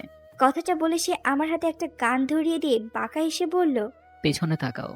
আমি পিছনে তাকাতেই পুরো থমকে গেলাম। কাউকে চেয়ারে বেঁধে রাখা হয়েছে। এসব কি রাফিদ? কে এটা? আর এইভাবে বেঁধে রেখেছেন কেন লোকটাকে? সে যেই হোক, তোমাকে এখন তোমার হাতের গানটা দিয়ে একে শুট করতে হবে। আমি চিৎকার করে বললাম, ইম্পসিবল, আমি কাউকে মারতে পারবো না। সে আমার হাত ধরে গানটা সামনের দিকে তাক করিয়ে দিয়ে বলল। না করলে তোমার কপালে আজ কি আছে তা আমি নিজেও জানি না। বলে সে গিয়ে কিছু দূরে থাকা একটা কিছুতে বসে পড়ল, আর আমি এদিকে কান্না করে দিলাম। এখন সত্যি বলতে লোকটার চেহারা দেখার পর তার মৃত্যুর জন্য তেমন আফসোস হচ্ছে না, তবে মাথার ভিতর একটা কথায় ঘুরপাক খাচ্ছে। রাফিদ তো এটা ঢাকা থেকেও করতে পারতো, তাহলে এখানে এলে করলো কেন? এই সব কিছু এখন আমার কাছে ধোঁয়াশা। এইসব প্রশ্নের উত্তর একমাত্র রাফিদই আছে যে দিতে পারবে। তাকে বোঝা ওঠা সত্যি খুব দুষ্কর। ভেবে একটা দীর্ঘশ্বাস ফেললাম। চারপাশে পরিবেশটা খুব সুন্দর লাগছে, বাতাসে হালকা মিষ্টি গন্ধ, চারিদিকে নানান রকমের গাছপালা। এমন পরিবেশে মনটাও একটু ভালো লাগছে। আসলে গ্রামের পরিবেশটাই অন্যরকম এক সৌন্দর্য লুকিয়ে থাকে। হঠাৎ কারোর ডাকে আমার ধ্যান ভাঙে। তাকিয়ে দেখি একটা অল্প বয়সী মেয়ে। বয়স আর কত হবে, 20 কি 22 বছর হবে। সে বলল। বুঝলাম সে রাফিদের কথা বলছে। আমি তাকে জিজ্ঞেস করলাম, তোমার ভাইজান কোথায়? ও, তোমার নাম কি? তুমি কি এই বাড়িতেই থাকো? ও, তা খালটা কোন দিকে? না থাক, দরকার পড়লে নিজেই খুঁজে নিব। এখন তুমি আসতে পারো। মেয়েটা চলে গেল। দেখলাম টেবিলের উপরে খাবার রাখা, কিন্তু আমার এখন খাওয়ার কোনো ইচ্ছা নেই। এত কিছু হওয়ার পর কি আর গলা দিয়ে খাবার ডামে? ঘড়িতে বিকাল 4টা। না, আর ভালো লাগছে না এভাবে বসে থাকতে। রাফিদেরও কোনো খবর নেই, তাই এবার ঘর থেকে বের হলাম। এতক্ষণে বাড়ির ভিতরটা খেয়াল করলাম। বিভিন্ন রকমের পেইন্টিং ও দামি শোপিস দিয়ে চারপাশটা সুসজ্জিত, বেশ যত্ন করে সাজানো হয়েছে। পরিষ্কার পরিচ্ছন্নতারও কোনো অভাব নেই। বাড়ির সীমানা পেরিয়ে বাম দিকে হাঁটা ধরলাম, যেদিকে মেয়েটা লেকটার কথা বলেছিল। চারপাশে গাছপালা, খুব দূরে 2-1টা বাড়ি রয়েছে, তবে একটা সরু কাঁচা মাটির রাস্তা রয়েছে বাম দিকে। মনে হয় এইটাই লেকের রাস্তা। 10 মিনিট হাঁটার পর লেকটা পেয়েও গেলাম। এদিকটা এসে অনেকটা জায়গা জুড়ে শুধু ঘাস ছাড়া আর কিছুই নেই, মাঠের তেমনও বলা যায়। আর কিছু দূরেই লেকটা। লেকটা অনেক বড়। লেকের ধারে যেতেই একটা ছোট্ট কাঠের তৈরি সাঁকো দেখতে পেলাম। লোকে এটাকে কি বলে জানি না, তবে আমার কাছে সাঁকোই মনে হয়, যেটা লেকের কিছু দূর পর্যন্তই সীমাবদ্ধ। হয়তো 4.5 ফুট চওড়া ও 12 ফুট লম্বা হবে হয়তো। সেখানে রাফিদ একদম কোনায় পা ঝুলিয়ে বসে পানিতে তাকিয়ে এক মনে কি যেন ছুঁড়ে চলেছে, হাতে কিসের একটা প্যাকেট। আমি সেখানে গিয়ে তার পিছনে দাঁড়াতেই সে আমার দিকে না তাকিয়ে বলল, এখানে এসে বসো। তাজ্জব ব্যাপার, সে কিভাবে বুঝলো যে আমি এসেছি? সে তো একবারও আমার দিকে তাকায়নি, তাহলে কিভাবে? আমি আর কিছু না ভেবে রাফিদের পাশে গিয়ে বসলাম। এবার দেখি সে মাছকে খাবার দিচ্ছে। বাহ, কি সুন্দর! আমার খাওয়ার কোনো খবর না নিয়ে উনি এখানে মাছকে খাওয়াচ্ছেন। কি পোড়া কপাল আমার! দুজনের নজরই এখন পানির দিকে। মাছগুলো কি সুন্দর করে খাচ্ছে। শুধু বাতাসের শু শব্দ আর পানির শব্দ ছাড়া আর কোনো শব্দই নেই এখানে। চারপাশে দূর দূর অবধি গাছপালা ছাড়া কিছুই দেখা যাচ্ছে না। আমার আজকে তাকে অনেক কিছু বলার আছে, ও জানার আছে। আমি তাকে বললাম, আজ কিছু জিজ্ঞেস করব, উত্তর দিবেন? সে আমার কথার জবাব না দিয়ে বলল, খেয়েছো? আমিও তার কথার জবাব না দিয়ে বললাম, আপনি কি জানেন তাইয়ার সাথে যা যা হয়েছে তার কোনো কিছুর জন্যই আমি দায়ী না? হ্যাঁ জানি। তার এই জানি কথাটা শুনে আমি চমকে উঠলাম। জানে মানে কি? আর যদি সব জেনেই থাকে তাহলে আমার সাথে এইসব কেন করছে? আমি অবাক হয়ে তার দিকে তাকিয়ে তাকে জিজ্ঞেস করলাম, জানেন মানে? আমার কথায় সে মুচকি হাসলো, তারপর বলল, আমি সবকিছু দুদিন আগে থেকেই জানি। যা বলার ক্লিয়ারলি বলুন। সাদমানকে ধরার জন্য আমি অনেক আগেই লোক লাগিয়েছিলাম, কিন্তু তাকে ধরতে পারছিলাম না। 2 দিন আগে আমার লোকেরা ওর খোঁজ পায়, তখন তাদেরকে দিয়ে সাদমানকে আমি ধরি। ওকে তোমার ছবি দেখানোর পর জানতে পারি ও তোমাকে চিনে না। এটাও বলে ওই দিন হিয়াই তোমার ফোন দিয়ে তাকে কল করেছিল। তোমার সাথে এসবের কোনোই সম্পর্ক নেই। কথাটা শোনার পর নিজের প্রতি খুব রাগ ও ঘৃণা জমেছিল। তাকে আমি তখন বেদমভাবে পিটাই। তারপর 2 দিন না খাইয়ে রেখে অনেক টর্চার করাই আমার লোকদের দিয়ে। এমনকি পেটের ভিতর বিষাক্ত পোকাও ছেড়েছে। তাও মনে শান্তি পাচ্ছিলাম না আমি। এখন তুমি হয়তো ভাবছো আমার তোমাকে ওই দিন সরি বলাটা নাটক ছিল, কিন্তু আমি আর যাই করি না কেন কোনো অভিনয়টা করতে পারি না। হ্যাঁ, আমার তোমাকে কেয়ার করার পেছনে রহস্য ছিল, তবে মিথ্যা ছিল না। আমি এখানে এসে যা করেছি তা ঢাকাতেই করতে পারতাম, কিন্তু মা ফোন করে বলল উনি নাকি আমাদের ওখানে পার্মানেন্টলি ভাবে থাকতে আসছেন। আমি এবার আর তাকে ঠকাতে পারিনি। আমি তোমার উপর যে টর্চার করেছি সে বিষয়ে উনি কিছুই জানে না। অবশ্য কিছুটা জানেন, না জেনে বোঝে তোমার সাথে এত কিছু করেছে। জানলে উনি খুব কষ্ট পাবেন। তাই তুমি যেন ওনাকে বেশি কিছু বলার সুযোগটা না পাও, সেজন্যই মিথ্যা বলে এখানে আসা। আমি আবারও জিজ্ঞেস করলাম, আর মারাটা যে আমাকে দিয়ে করালেন ওইটা? সে আবারও একটা মুচকি হাসি দিয়ে বলল, আমার বোন তো একজন মেয়ে, আর তুমিও। তার সাথে যে অন্যায়টা হয়েছে তা অন্য অনেক মেয়ের সাথেই হয়েছে। যার নাটের ঘোড়া ছিল ওই সাদমান, মানে তাহিয়ার বয়ফ্রেন্ড। তাই আমি চেয়েছিলাম ওর মৃত্যুটাও একটা মেয়ের হাতেই হোক। ওর জন্য ও তোমাকে অনেক ভুলভাল বুঝিয়েছি। জানি অন্যায় আমিও করেছি, দোষ আমারও আছে। আমার সবকিছু যাচাই করার উচিত ছিল, কিন্তু কি বলতো, নিজের একমাত্র বোনের মৃত্যুতে আমি এতটাই শোকাত ছিলাম যে কিছু না বুঝে হিংস্র পশুর মতো আচরণ করেছি তোমার সাথে। এই কদিন সাদমানকে ঢাকায় রাখা হয়েছিল, গত পরশুদিন এখানে ট্রান্সফার করে। আর তোমাকে যদি তখন ভালোভাবে বলতাম, তুমি কখনোই ওকে মারার জন্য রাজি হতে না। তাই তখন তোমার সাথে ওইরকম বিহেভ করেছিলাম যাতে তুমি ওকে মারো, কিন্তু অর্ধেক কাজটা সেই আমাকেই করতে হলো। কিছুক্ষণ থেমে সে আবারও বলতে লাগলো, আমি জানি তোমাকে এখন সরি বলাটা খুবই নগণ্য, তাই আমি তোমার কাছ থেকে ক্ষমা চাইব না। সেই মুখ আমার নেই।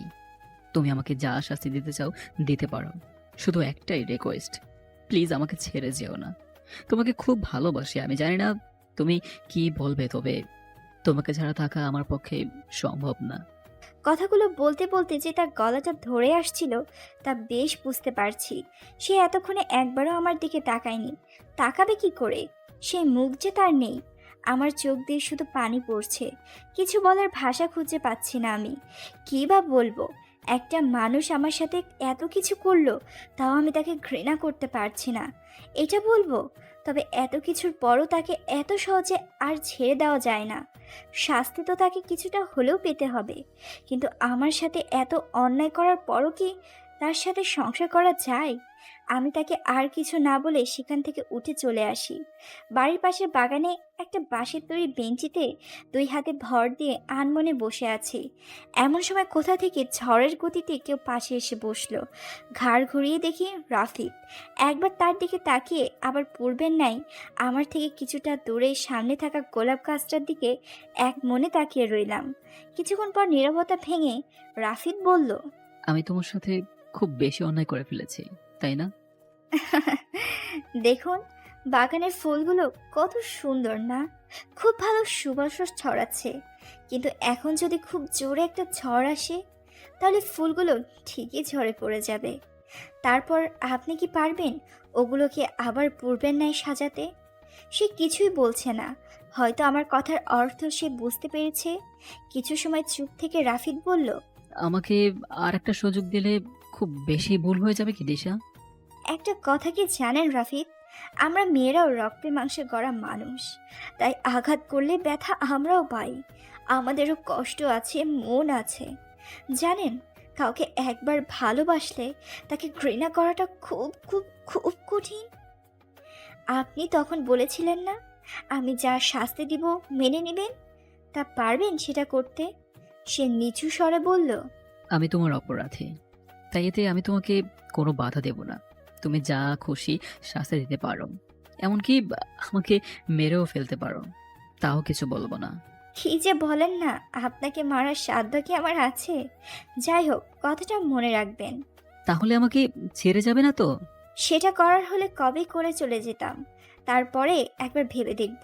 পরের দিন সকালে আমি রুমের সোফায় আসাম করে বসে রাফিদের ফোনেই টেম্পল রান গেম খেলছি। আমাকে তো ও ফোন দেয়নি, তাই এবার ওরটাই এখন আমার। রাফিদ আমার পাশে আমার জন্য চায়ের কাপ হাতে করে নিয়ে দাঁড়িয়ে আছে, ঠিক যেমনটা ও আমাকে দিয়ে রোজ করাতো। সে জীবনে প্রথমবার চা বানালো, তাও আমার জন্য। সত্যি ব্যাপারটা খুব মজার। বেচারা 1 কাপ চা করতেই দফারফা অবস্থা। এখন তো ওকে দিয়ে কত কিছু করানো বাকি। এটাকে বলে টিট ফর ট্যাট। এবার আমি ওকে ফিল করাবো, ও যখন আমার সাথে এমন করতো তখন আমার কেমন লাগতো। রাফিদ এবার বিরক্ত মাখা ফেস নিয়ে বলল, কি শুরু করলে দিশা? চা কি ঠান্ডা হলে খাবে? এতক্ষণে মনে হয় ঠান্ডা হয়ে গেছে। যান, আবার করে নিয়ে আসুন। কি আবার? হ্যাঁ, আবার করবেন। যান, 5 মিনিটের মধ্যে করে আনুন। গো। টাইম টেবিল কি শুধু সেই দিতে পারে নাকি? এবার দেখ বেটা, আমিও পারি। হ্যাঁ, সে ইনোসেন্ট মার্কে একটা হাসি দিয়ে বলল। দিশা দেখো, চাটা অতটাও ঠান্ডা। তাকে আর কিছু বলতে না দিয়ে বললাম, গো না। সেও আর কথা না বাড়িয়ে চুপচাপ চলে গেল। হয়তো বুঝতে পারছে আমি ইচ্ছে করে এমন করছি। সে আবারও আমার জন্য চা করে আনলো। আমি হাত থেকে ফোনটা রেখে আড়ামোড়া ভেঙে বসে বললাম, না, চা খাওয়ার মুড চলে গেছে, অন্য কিছু খাবো। রাফিদ চেঁচিয়ে বলল। আমি তাকে পাত্তা না দিয়ে তার হাত থেকে চাটা নিয়ে পাশে টেবিলে রেখে তার হাত ধরে টেনে বাইরে নিয়ে যেতে লাগলাম। কোমরে 2 হাত রেখে একটা আম গাছের নিচে দাঁড়িয়ে গাছের নিচ থেকে উপরের দিকে তাকাচ্ছি ও গাছটার পরিধি মাপছি। কার গাছ কে জানে, অত শত ভেবে আমার লাভ নাই। রাফিদ আমার দিকে প্রশ্নবোধক দৃষ্টিতে তাকিয়ে আছে। থাকুক না, কার কি? না, গাছটা অত বড়ও না, আবার অত ছোটও না। কাঁচা আমগুলো দেখে জিভে জল চলে আসছে আমার। ইস, লবণ মরিচ দিয়ে খেতে যা লাগবে না। গাছটা তখন লেকের ধারে যাওয়ায় বেলা চোখে পড়ছিল আমার। আমি রাফিদকে বললাম, চলুন রাফিদ, এবার ফটাফট গাছে উঠে পড়ুন তো। সে অবাক হয়ে বলল, হোয়াট? গাছে উঠবো মানে? মা, আপনি তো দেখি বাংলা বোঝেন না। এত লেখাপড়া করে কি করছেন তাহলে? হ্যাঁ, আপনি কি করলেন? আমি আম খাবো তাই গাছে উঠবেন? কত সিম্পল একটা ব্যাপার না? সে আমাকে বোঝানোর চেষ্টা করে বলল, তুমি আম খাবে তাই তো? তো ঠিক আছে, চলো, আমি লোকমান চাচাকে দিয়ে তোমার জন্য অনেক আম আনিয়ে দেব। কিন্তু দেখো দিশা, আমি গাছে উঠতে পারবো না। তার উপর এটা কার না কার গাছ সেটাও জানি না। আর এটা গ্রাম, ধরতে পারলে রাম ধোলাই দেবে। প্লিজ শোনা, বোঝার চেষ্টা করো। কিন্তু আমিও নাছর বান্দা, এত সহজে ছাড়া পাচ্ছি তো আমি দিশা না। আমিও বললাম, এ কি রাফিদ, আপনি গতকালই না আমাকে বললেন আমি যা শাস্তি দিব মেনে নিবেন, আর এখনই পাল্টি খাচ্ছেন? সে অসহায় দৃষ্টিতে আমার দিকে তাকিয়ে বলল, কিন্তু আমি তো কোনোদিনও গাছে উঠিনি, ইভেন কিভাবে উঠে তাও জানি না। ওঠেননি তো? তো কি হয়েছে, এখন উঠবেন? তার ফেসটা আমার কাছে সেই লেভেলের হাসি পাচ্ছে দেখে। বেচারা এত বড় বিজনেসম্যান ও এত টাকার মালিক হয়ে শেষমেশ গাছে উঠবে, তাও আম চুরি করতে। How funny! গত ৮ ঘন্টা যাবৎ ট্রাফিক গাছে ওঠার চেষ্টা করে চলেছে।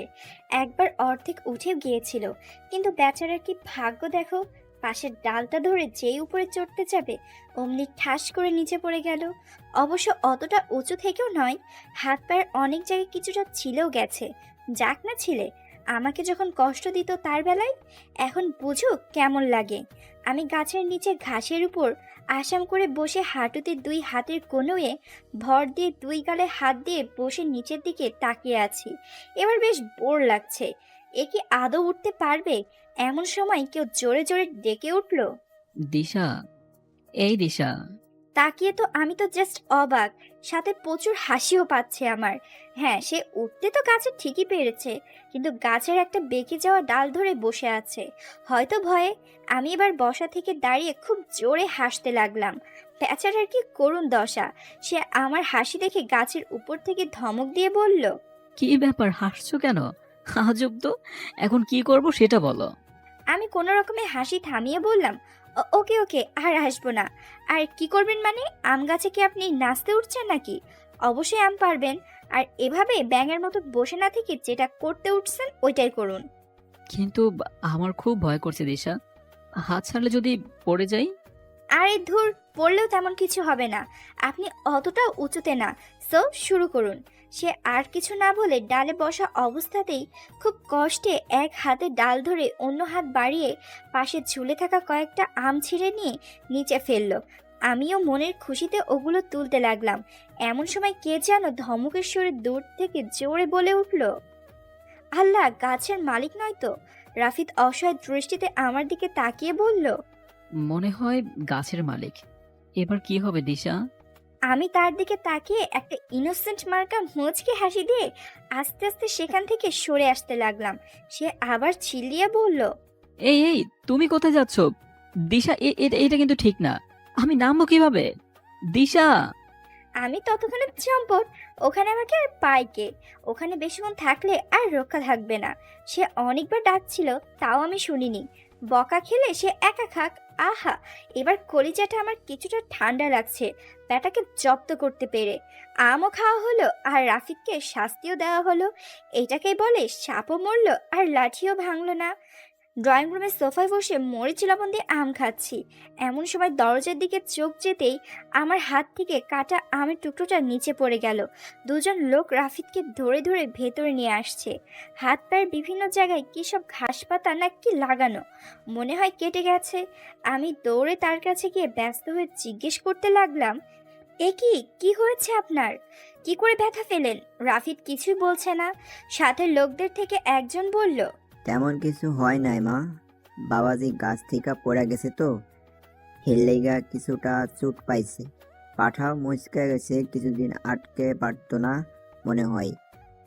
কাটা জায়গায় ওষুধ লাগাই দিছি, একটুখানি দেখভাল করলে সেরা যাবো গা। কথাটা বলে তারা রাফিদকে সোফায় বসিয়ে দিয়ে চলে গেল। রাফিদ মাথাটা সোফার সাথে হেলান দিয়ে যেই পায়ে ব্যথা, ওই পাটা সামনে টি টেবিলের উপর রেখে চোখ বন্ধ করে বসে আছে। এবার ভীষণ খারাপ লাগছে আমার, হয়তো একটু বেশি করে ফেলেছি। তার অনেক জায়গায় কাটা ছেঁড়ার দাগ। গাছ থেকে পড়ে যে এতটা ব্যথা পাবে ভাবতে পারিনি আমি। আমি আর দেরি না করে ফার্স্ট এড বক্সটা খুঁজে নিয়ে এসে তার পাশে বসলাম। আমার চোখ দিয়ে পানি পড়ছে। সে আমাকে এত কষ্ট দেওয়ার পরেও আমি তার এতটুকু কষ্ট সহ্য করতে পারছি না। সত্যি অদ্ভুত ব্যাপার। আমি তার পায়ের সেই জায়গাগুলো তো কেটে গেছে, সেখানে পরিষ্কার করে ঔষধ লাগাতে লাগলাম। নিচের দিকে তাকিয়ে বুঝতে পারছি রাফিদ আমার দিকেই তাকিয়ে আছে। আমি ক্ষতস্থানে ড্রেসিং করতে করতে বললাম, খুব বেশি ব্যথা পেয়েছেন তাই না? সবই আমার দোষ। রাফিদ জোরপূর্বক একটা হাসি দিয়ে বলল, তোমাকে তো আমি এর থেকেও বেশি কষ্ট দিয়েছি, তাই হয়তো এটাই আমার প্রাপ্য। আমি এবার ফুপিয়ে কেঁদে দিলাম। এ কি, তুমি এভাবে কাঁদছো কেন? তোমার তো খুশি হওয়ার কথা। তার কথা শুনে আমি তার বুকে ঝাঁপিয়ে পড়ে কান্না করতে করতে বললাম, আমি আপনাকে এভাবে কষ্ট দিতে চাইনি, বিশ্বাস করুন। সে এক হাতে আমাকে জড়িয়ে ধরে আলতো করে মাথায় চুমু দিয়ে বলল, আরে পাগলি, কাঁদছো কেন? আমি ঠিক আছি তো। আমি আগের মতোই কেঁদে চলেছি। জানো দিশা, যখন তোমাকে আঘাত করতাম তখন আমার নিজের ভেতরটাও এর থেকে বেশি কষ্ট পেতাম। মনে হতো ভেতরটায় কে যেন আগুন জ্বালিয়ে দিয়েছে, হয়তো তোমার অজান্তে। আচ্ছা দিশা, আমরা কি পারি না একটা হ্যাপি ফ্যামিলি হয়ে থাকতে? তুমি তো জানো আমি যা করেছি সব তোমাকে ভুল বুঝে করেছি। তৎক্ষণাৎ আমি তাকে ছেড়ে উঠে দাঁড়ালাম। তারপর চোখের পানি মুছে বললাম, চলুন আপনাকে রুমে নিয়ে যাই। সে হয়তো বুঝতে পারছে আমি তার এইসব কথায় সন্তুষ্ট হব না। কিভাবে হব, তাকে কিভাবে ক্ষমা করব যে আমার পক্ষে এত সহজ নয়। কি করে ক্ষমা করব তাকে? আমার মনে কাটা তার আঁচড়ের দাগগুলো থেকে যে আজও রক্তক্ষরণ হয়। রাফিদকে নিয়ে এবার হয়েছে আরেক ঝামেলা। সে গোসল করবে, ওর শরীরে ধুলা বালিতে বাসা বানিয়ে রেখেছে, তাই গোসল করাটা আবশ্যক। কিন্তু কথা তো সেটা না, কথা হলো গিয়ে সে তার আধ ভাঙা হাত পা নিয়ে, ওঠা তো দূরে থাক, ভালো করে নাড়াচাড়াও করতে পারছে না। তাহলে গোসলটা করবে কি করে? আর সবচেয়ে বড় কথা হলো, তাকে ওয়াশরুমে যেতে তো হবে আগে। সে বেশ কিছুক্ষণ ধরে আমার দিকে অসহায়ভাবে তাকিয়ে রয়েছে। তার এই তাকিয়ে থাকার অর্থটা আমার বুঝতে খুব বেশি টাইম লাগেনি। এত কষ্ট করে টেনে টুনে উপরে আনলাম, এটা হয়নি না। এখন আবার ওয়াশরুমেও নিয়ে যাও। বুঝতে পারছি না একে আমি শাস্তি দিচ্ছি নাকি ও আমাকে দিচ্ছে। কি আর করার, শত হোক স্বামী তো। তার কাছে গিয়ে বিরক্ত মাখা মুখে বললাম, আদিক্ষেতা আসুন। আমার কথা শুনে রাফিক যেন আকাশের চাঁদ হাতে পেল, এমন একটা ভাব। আমার বলতে দেরি, তার আমাকে ধরতে দেরি হয়নি। এখন এই হাতিটাকে আবার টানো। যত সব। কোনো রকমে কাঁধে ভর করে তাকে ওয়াশরুমে নিয়ে গেলাম। আমার সামনে খালি গায়ে একটা তোয়ালে পেঁচিয়ে কোনো রকমে এক পায়ে ভর দিয়ে দেওয়াল ধরে দাঁড়িয়ে আছে রাফিদ। মাত্রই গোসল করে বেরিয়েছে সে, আর আমি ওকে ওয়াশরুমে দিয়ে আসার পর খাটে হেলান দিয়ে বসেছিলাম। কিন্তু তাকে দেখে অটোমেটিকলি আমার মুখ হা হয়ে যায়। সে আমাকে কিছু বলছে, সেটাও আমার কান অবধি পৌঁছাচ্ছে না। পৌঁছাবে কি করে? চোখের সামনে এত হ্যান্ডসাম একটা ছেলের সিক্স প্যাক বডি দেখলে কি আর হুঁশ থাকে? তাও মানুষটা যদি আপনার নিজের স্বামী হয়, আপনার হলে কি করতেন বলুন তো? রাফিদ এবার একটু জোরেই বলল, আরে দিশা, আমাকে তুমি পরেও দেখার সুযোগ পাবে। আমি তো কোথাও পালাচ্ছি না। এখন আমাকে কাইন্ডলি একটু হেল্প করো প্লিজ। তার কথা শুনে আমি কিছুটা লজ্জা পেলাম। তারপর তার কাছে চলে গেলাম তাকে হেল্প করতে। কিন্তু এখন হয়েছে আরেক ঝামেলা। তার এই অবস্থায় আমার হাত কিছুতেই তার শরীরে রাখতে পারছি না। একবার ধরতে যাচ্ছি তো আরেকবার পিছিয়ে নিয়ে আসছি। এভাবে কি কাউকে ধরা যায়? উফ! সে আবারও বলল, আমি কি সারা জীবন এভাবেই দাঁড়িয়ে থাকবো? আর এত লজ্জা পাওয়ার কি আছে শুনি? আমাকে যেন এইভাবে আজ প্রথম দেখেছে মনে হয়। তো থাকুন না এইভাবে, কেউ মানা করছে আপনাকে? এবার লজ্জা শরমের মাথা খেয়ে তাকে ধরে কাজে বসালাম। তারপর লাগেজ থেকে ওর একটা নেভি ব্লু কালারের টি শার্ট ও একটা ট্রাউজার বের করে তার সামনে রেখে বললাম, নিন, আমার কাজ শেষ, আমি আর কিচ্ছু করতে পারবো না। সে বলল, কি? Just impossible. এই দেখো, আমি কিন্তু তোমাকে ওইদিন শাড়ি পরিয়ে দিয়েছিলাম, মনে আছে? তো আজকে তার শোধবোধ করো। খোটা দিচ্ছেন? এ মা, কি যে বলো না! আমি কি তোমাকে কোটা দিতে পারি বলো? হ্যাঁ, আমি পারবো না। আমি জানি এটা আপনি নিজে করে নিতে পারবেন। বলে যে আমি পিছন ফিরে আসতে যাব, অমনি সে আমার এক হাত ধরে আচমকা টান মারলো। টাল সামলাতে না পেরে আমি সোজা রাফিদকে নিয়ে খাটে তার উপর পড়ে গেলাম। সে আমার কোমর জড়িয়ে ধরে এক দৃষ্টিতে আমার দিকে তাকিয়ে আছে, আর আমি তার থেকে নিজেকে ছাড়ানোর ক্রমাগত চেষ্টা করে যাচ্ছি। আমি বুঝি না এই জখম হাত পা নিয়ে এই ব্যাটার এত তেজ কোথা থেকে আসে। ছুটতেই পারছি না। তার দিকে ভালো করে খেয়াল করে দেখি তার নজর আমার ঠোঁটের দিকে। আমি রেগে বললাম, রাফিদ, ছাড়ুন আমাকে। আপনার সাথে একটু ভালো করে কথা বলছি দেখে ভাববেন না আমি আপনাকে ক্ষমা করে দিয়েছি। আপনাকে আমি... আর কিছু বলার আগেই আমার ঠোঁটে তার নরম কিছু ছোঁয়ার অনুভব করলাম। হ্যাঁ, রাফিদ আমার চুলের ভিতর তার এক হাত ঝুঁকিয়ে শক্ত করে ধরে উন্মাদের মতো কিস করে চলেছে। আমার এদিকে আমি তাকে বারবার নিজের থেকে ছাড়ানোর চেষ্টা করে ব্যর্থ। মাথাটা পর্যন্ত নাড়াতে পারছি না আমি। আগে না হয় এসব মেনে নিতাম, তখন তো আমার প্রতি তার রাগ ছিল, তাই আমার ইচ্ছা অনিচ্ছার কোনো মূল্যই ছিল না তার কাছে। তাই বলে কি এখনও আমাকে এসব মেনে নিতে হবে? আমার ফিলিংসের কোনো মূল্য নেই তার কাছে? যেভাবে চোখ যারা বন্ধ করে জল ফেলতে লাগলাম, চোখের জলের কয়েক ফোঁটা আমার গাল বেয়ে গড়িয়ে রাফিদের মুখে পড়তেই সে চট করে আমার চোখ জোড়া ছেড়ে দিল। আমি তখন চোখ বন্ধ করে আছি। সে ব্যস্ত ভঙ্গিতে বলল, এই দিশা, এই প্লিজ এভাবে কেঁদো না। দেখো, আই এম সরি, সরি, আমি নিজেকে কন্ট্রোল করতে পারিনি। আর কখনো এমন হবে না, বিশ্বাস করো। তাও এভাবে কেঁদো না প্লিজ। আমি এবার রাফিদকে ছেড়ে উঠে সোজা বেলকনিতে চলে গেলাম। রেলিং ধরে চোখ বন্ধ করে কাঁদতে লাগলাম। সে কেন এমন করে বারবার আমার সাথে? আমার ক্ষতগুলোকে সে আবারও তাজা করে দিল। না, এভাবে আর চলতে পারে না। এর একটা বিহিত তো আমাকে করতেই হবে। এভাবে কিছু সময় অতিবাহিত হওয়ার পর কাঁধে কারোর স্পর্শ পেলাম। সবার রাফিদের প্রতি অনেক রাগ আমি জানি, তবে আমার মতে রাফিদ কোনো ভুল করেনি। কারণ কারো আপনজনের সাথে এমন কিছু ঘটলে যে কেউ এটার প্রতিশোধ নিতে চাইবে, আর এটাই স্বাভাবিক। তবে দিশার সাথে যা করেছে ভুল বুঝে করেছে, পরে এটার জন্য সে অনুতপ্ত। ভুল বুঝতে পেরে মাফ চাইলে আল্লাহ তাকে মাফ করে দেন। আর সবচেয়ে বড় কথা, স্বামী স্ত্রীর সম্পর্কটা এমন, ভালোবাসা থাকলে শত ঝড়ের পরেও কেউ কারো হাতটা ছাড়ে না। ঘাটটা হালকা ফিরিয়ে দেখি রাফিদ। তাকে দেখে আমি সাথে সাথে আমার চোখের পানি মুছে নেই। সে আমার পাশে এসে দাঁড়ালো, দুজনের নজরই সামনের দিকে। সে ওভাবে থেকে শান্ত কণ্ঠে বলল, আমার থেকে চোখের পানি আড়াল করছো দিশা। তুমিও তো জানো না আমি তোমাকে তোমার থেকেও বেশি বুঝি। আপনার না পায়ে ব্যথা, হাঁটতে পারেন না? ওটা তো তোমার কাছে আসার একটা বাহানা মাত্র। অতটাও মচকায়নি পা যে হাঁটতে পারবো না। আমি সামনের দিকে তাকানো অবস্থায় তাকে শান্ত গলায় বললাম, আমার ডিভোর্স চাই রাফিদ। আমার কথাটা শুনে সে তৎক্ষণাৎ আমার দিকে ঘুরে ফিরে তাকালো। হয়তো খুব বড়সড় একটা ধাক্কা খেয়েছে। সে আমার কাছ থেকে এমন কিছু হয়তো আশা করেনি। কিন্তু আমিও এবার নিজেকে নিয়ে ভাবতে চাই। অনেক হয়েছে অন্যকে নিয়ে ভাবা।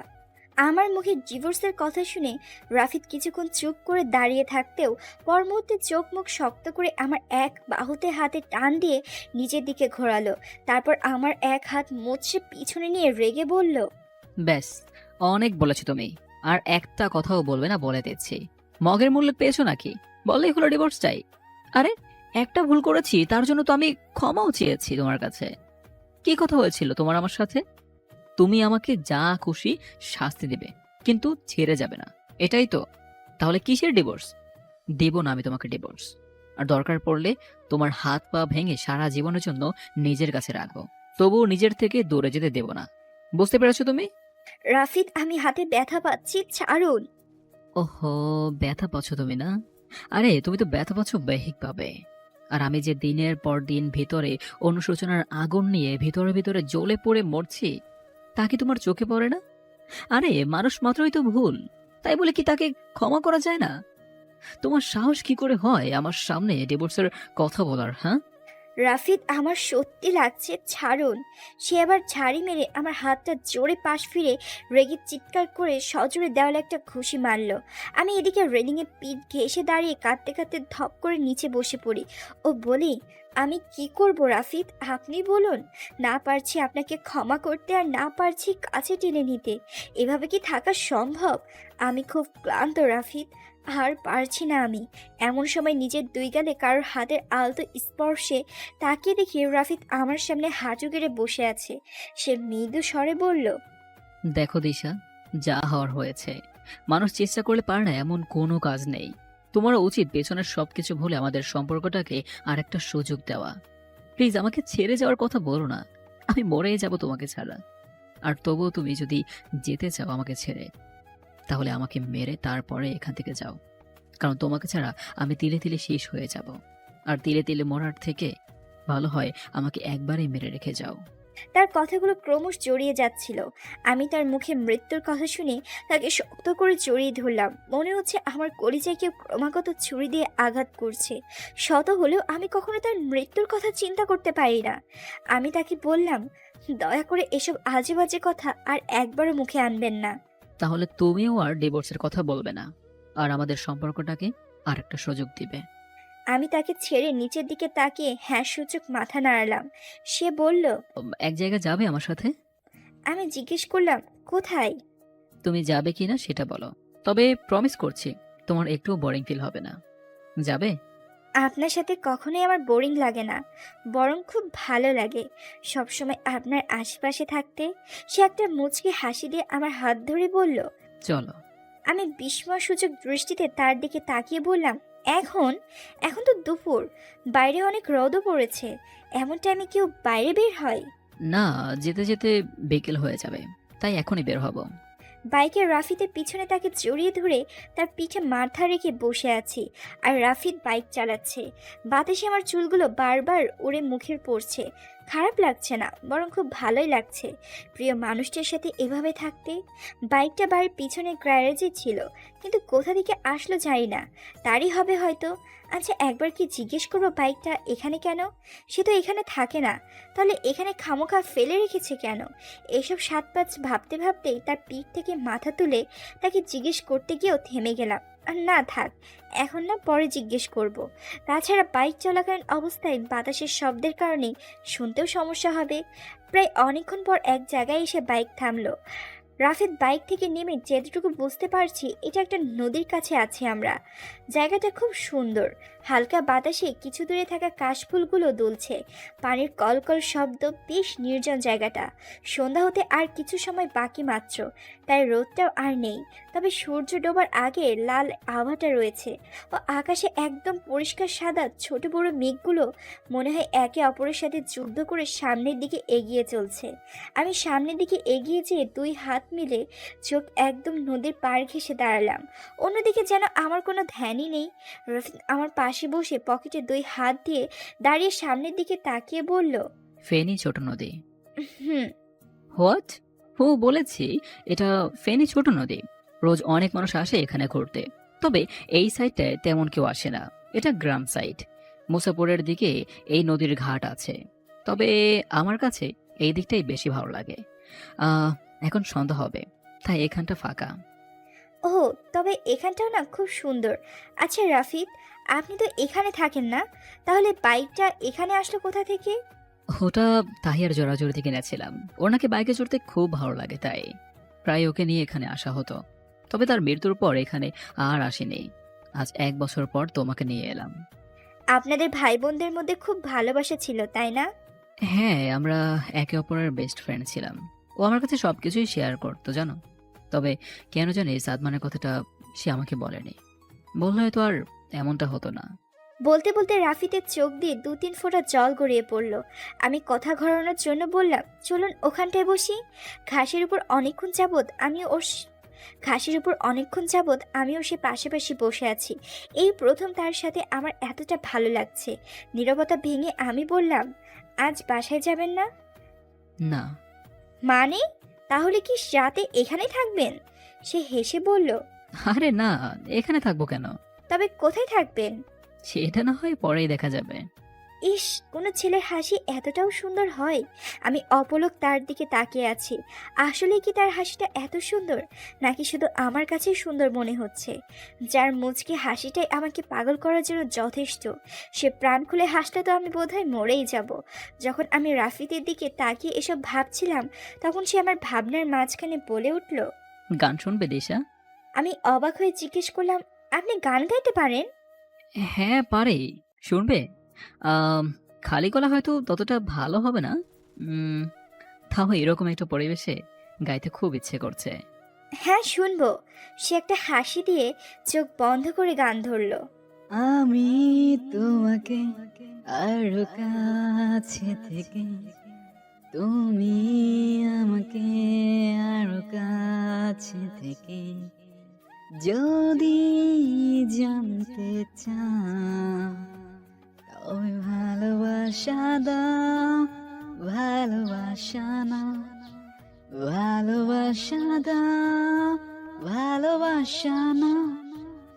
নদী কেন যায় সাগরের ডাকে, চাঁদ কেন বৃষ্টির আশায় থাকে, যদি বুঝতে চাও তবে ভালোবাসা দাও, ভালোবাসা নাও। ভালোবাসা দাও, ভালোবাসা নাও।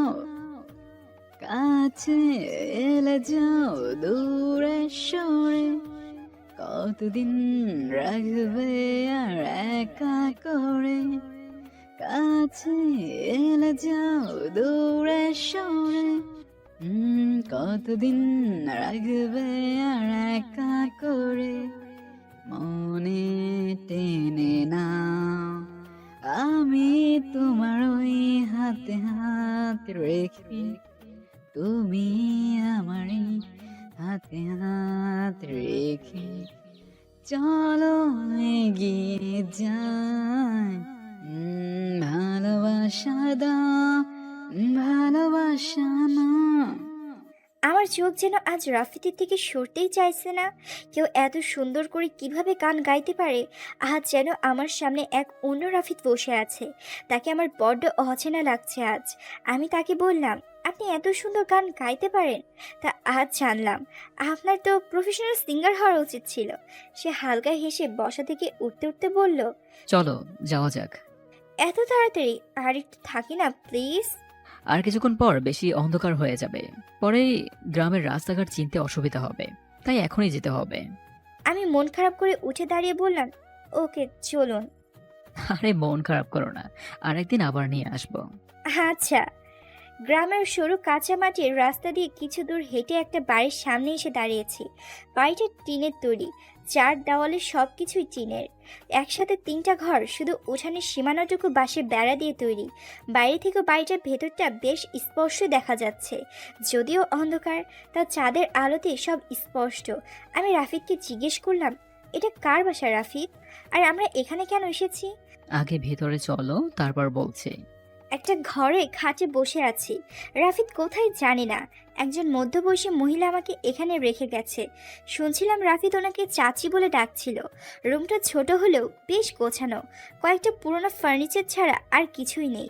আমি যখন আশেপাশে খেয়াল করে দেখছিলাম, এমন সময় রাফিদ হাতে একটা খাবারের প্লেট নিয়ে ঘরে ঢুকলো। তারপর আমার পাশে এসে বসে বলল, সারাদিন তেমন কিছুই খাওনি মনে হয়, খেয়ে নাও। আপনি খাবেন না? হ্যাঁ খাবো। তাহলে একটা প্লেট কেন? এক প্লেটের মধ্যে খেলে ভালোবাসা বাড়ে, তাই আমি ইচ্ছে করেই দুজনের খাবার এক প্লেট এনেছি। তার কথা শুনে আমি কিছুটা লজ্জা পেলাম। তারপর আবার জিজ্ঞেস করলাম, আচ্ছা ওই মহিলাটাকে যাকে আপনি চাচি বলে ডাকছিলেন? উনি শোভা চাচি, আমরা ফেনীতে যেই বাড়িতে উঠেছিলাম আগে, সেই বাড়িতে দেখাশোনা করতো। পরে কি এক কারণে উনি ওখান থেকে চলে আসে, আর এখানে উনি একাই থাকে। ওনার স্বামী নেই, একটা ছেলে আছে, দেশের বাইরে থাকে। ও, তা উনি কি কারোর সাথে কথা বলেন না? না মানে আমার সাথে তেমন কিছুই তো বললেন না, তাই তো আর কি। না বলে, তবে চাচি একটু চাপা স্বভাবের, অপরিচিত কারোর সাথে তেমন একটা কথা বলে না। আমাকে আবার অনেক কেয়ার করে, যখন এখানে আসি ওনার সাথে দেখা করে যাই। ও, আচ্ছা এখন খাও। আমিও আর কিছু না বলে খাওয়া শুরু করি। রাফিদ প্লেটের ওপাশ থেকে খাচ্ছে আর আমি এপাশ থেকে। আমার কাছে তো ব্যাপারটা বেশ ভালোই লাগছে। বলতে গেলে প্রিয় মানুষটার সাথে এক প্লেটে খাবার খাওয়া এক অন্যরকম অনুভূতি। রাত প্রায় 11টা। খাটের এক সাইডে রাফিদের দিকে পিঠ করে শুয়ে আছি। বাইরে মনে হয় ফেরি ফেরি বৃষ্টি হচ্ছে ও হালকা বাতাস। টিনের চালের মধ্যে বৃষ্টির ফোঁটা পড়ার শব্দ পাচ্ছি। হঠাৎই কেউ আমাকে পেছন থেকে জড়িয়ে ধরে ঘাড়ে মুখ ডুবে চুমু দিতে লাগলো। আমি জানি এটা কে। আমি আজ তাকে আর বাধা দেওয়ার চেষ্টা করলাম না, বরং চোখ বন্ধ করে তার প্রত্যেকটা ছোঁয়া অনুভব করছি। এভাবে কিছুক্ষণ যাওয়ার পর রাফিদ আচমকা আমাকে ছেড়ে দিল। আমি তার দিকে ফিরে দেখি সে আমার দিকে তাকিয়ে আছে, হয়তো আজ সকালে ঘটনার জন্য। আমি আর কিছু না ভেবে তাকে জড়িয়ে ধরে তার বুকে মাথা রাখলাম। সে আমাকে মৃদু স্বরে জিজ্ঞেস করলো, আমাকে কি ক্ষমা করতে পেরেছো দিশা? আমি কিছু না বলে তার বুক থেকে শার্টের একটা বোতাম খুলে সেখানে আলতো করে একটা চুমু এঁকে দিলাম, যার অর্থ হ্যাঁ পেরেছি। সে এবার আমাকে খুব শক্ত করে তার বুকের সাথে জড়িয়ে ধরলো। আমি তার বুক থেকে মাথা তুলে তার ঠোঁটে আমার ঠোঁট মিলিয়ে দিলাম। সেও আজ আমাকে আপন করে নিল। এই প্রথম তাকে আমি এতটা এতটা কাছ থেকে অনুভব করছি। আজ তার প্রতিটা ছোঁয়ায় আমার জন্য তার মনে ভালোবাসাটা অনুভব করছি। ভালোবাসার মানুষের ছোঁয়াগুলো বুঝি এমনই শিহরণ জাগায়। 1 বছর পর আজ আমার ডেলিভারির ডেট। হসপিটালে বেডে করে আমাকে যখন অপারেশন থিয়েটারে নিয়ে যাওয়া হচ্ছিল, তখন রাফিদের হাতটা খুব শক্ত করে ধরে আছি। ঝাপসা চোখে তার চোখের দিকে তাকিয়ে স্পষ্ট পানি দেখতে পাচ্ছিলাম, কিন্তু মুখ ফুটে বলতে পারছিলাম না যে, রাফিদ, আমারও আমাদের বাচ্চার কিচ্ছু হবে না, আপনি কোনো চিন্তা করবেন না, আল্লাহর উপর ভরসা রাখুন। নিজেকে বড়ই হতভাগিনী মনে হচ্ছে আমার। এই আশ্বাসটুকুও তাকে আমি দিতে পারছিলাম না। যন্ত্রণায় ক্রমাগত ছটফট করছি। আমার শাশুড়ি কান্নার আওয়াজও পাচ্ছিলাম, তবে ওনার মুখটা দেখার ভাগ্য হয়নি আমার। অবশেষে রাফিদের হাত থেকে আমার হাতটা ছুটে গেল। বারবার চেষ্টা করছিলাম হাতটা ধরে রাখার, তবে হতভাগা কপালে আর সেটা জুটেনি। 3 ঘন্টা পর হসপিটালের কেবিনে বেডে আধশোয়া হয়ে রোগীদের আকাশি রঙের একটা ড্রেস পরিহিত অবস্থায় বসে আছি। আমার পাশে রাফিদ চুলে বসে তার কোলে একটা ফুটফুটে মেয়ে বাবুকে নিয়ে আছে। তার ছোট ছোট হাত দুটো নিয়ে খেলা করছে। হ্যাঁ, আমার একটা মেয়ে হয়েছে। নাক আর ঠোঁটটা পুরোটাই রাফিদের মতো, ও চেহারাটা আমার মতো। পিচ্চিটাও কি বুঝলো কে জানে। রাফিদের হাতের এক আঙ্গুল মুষ্টিবদ্ধ করে ধরে আছে। আমি বসে বসে মেয়ে বাবার কাণ্ড দেখছি। এমন সময় আমার শাশুড়ি আমার কেবিনে ঢুকে আর রাফিদকে বলে। রাফিদ একটা মুচকে হাসি দিয়ে তাইহাকে আমার কোলে দিয়ে দিল। হ্যাঁ, ভাবুর নাম তাইহা রাখা হয়েছে, কারণ তাইহাকে ঘিরেই আমার আর রাফিদের জীবনটা শুরু হয়েছিল। আম্মা চলে যাওয়ার পর রাফিদ আমার ডান হাতটা তার হাতের মুঠোয় নিয়ে বলল, thanks Disha, thanks for everything. তুমি না থাকলে হয়তো আমার জীবনটা এতটা আনন্দময় হতো না। আমার চোখ দিয়ে দুফোঁটা খুশির অশ্রু গড়িয়ে পড়ল। আজ নিজেকে পরিপূর্ণ মনে হচ্ছে আমার। আমার ভালোবাসার ঝুড়িটাও আজ পূর্ণ, যেখানে ভালোবাসার কোনো অভাব নেই। একজন নারী এর থেকে বেশি আর কি বা চাই, যদি তার ভালোবাসার মানুষটা সবসময় তার পাশে থাকে। সার্থক আজ আমার ভালোবাসা, সার্থক আজ আমি তাকে ভালোবাসি। আর কি বলবো? হ্যাঁ, তার হিংস্র প্রেমে আমি মোহিত। হ্যাঁ, আমি পেরেছি তার বিষাক্ত ভালোবাসা জয় করতে। আমি পেরেছি তার হিংস্র ভালোবাসায় নিজেকে রাঙিয়ে নিতে।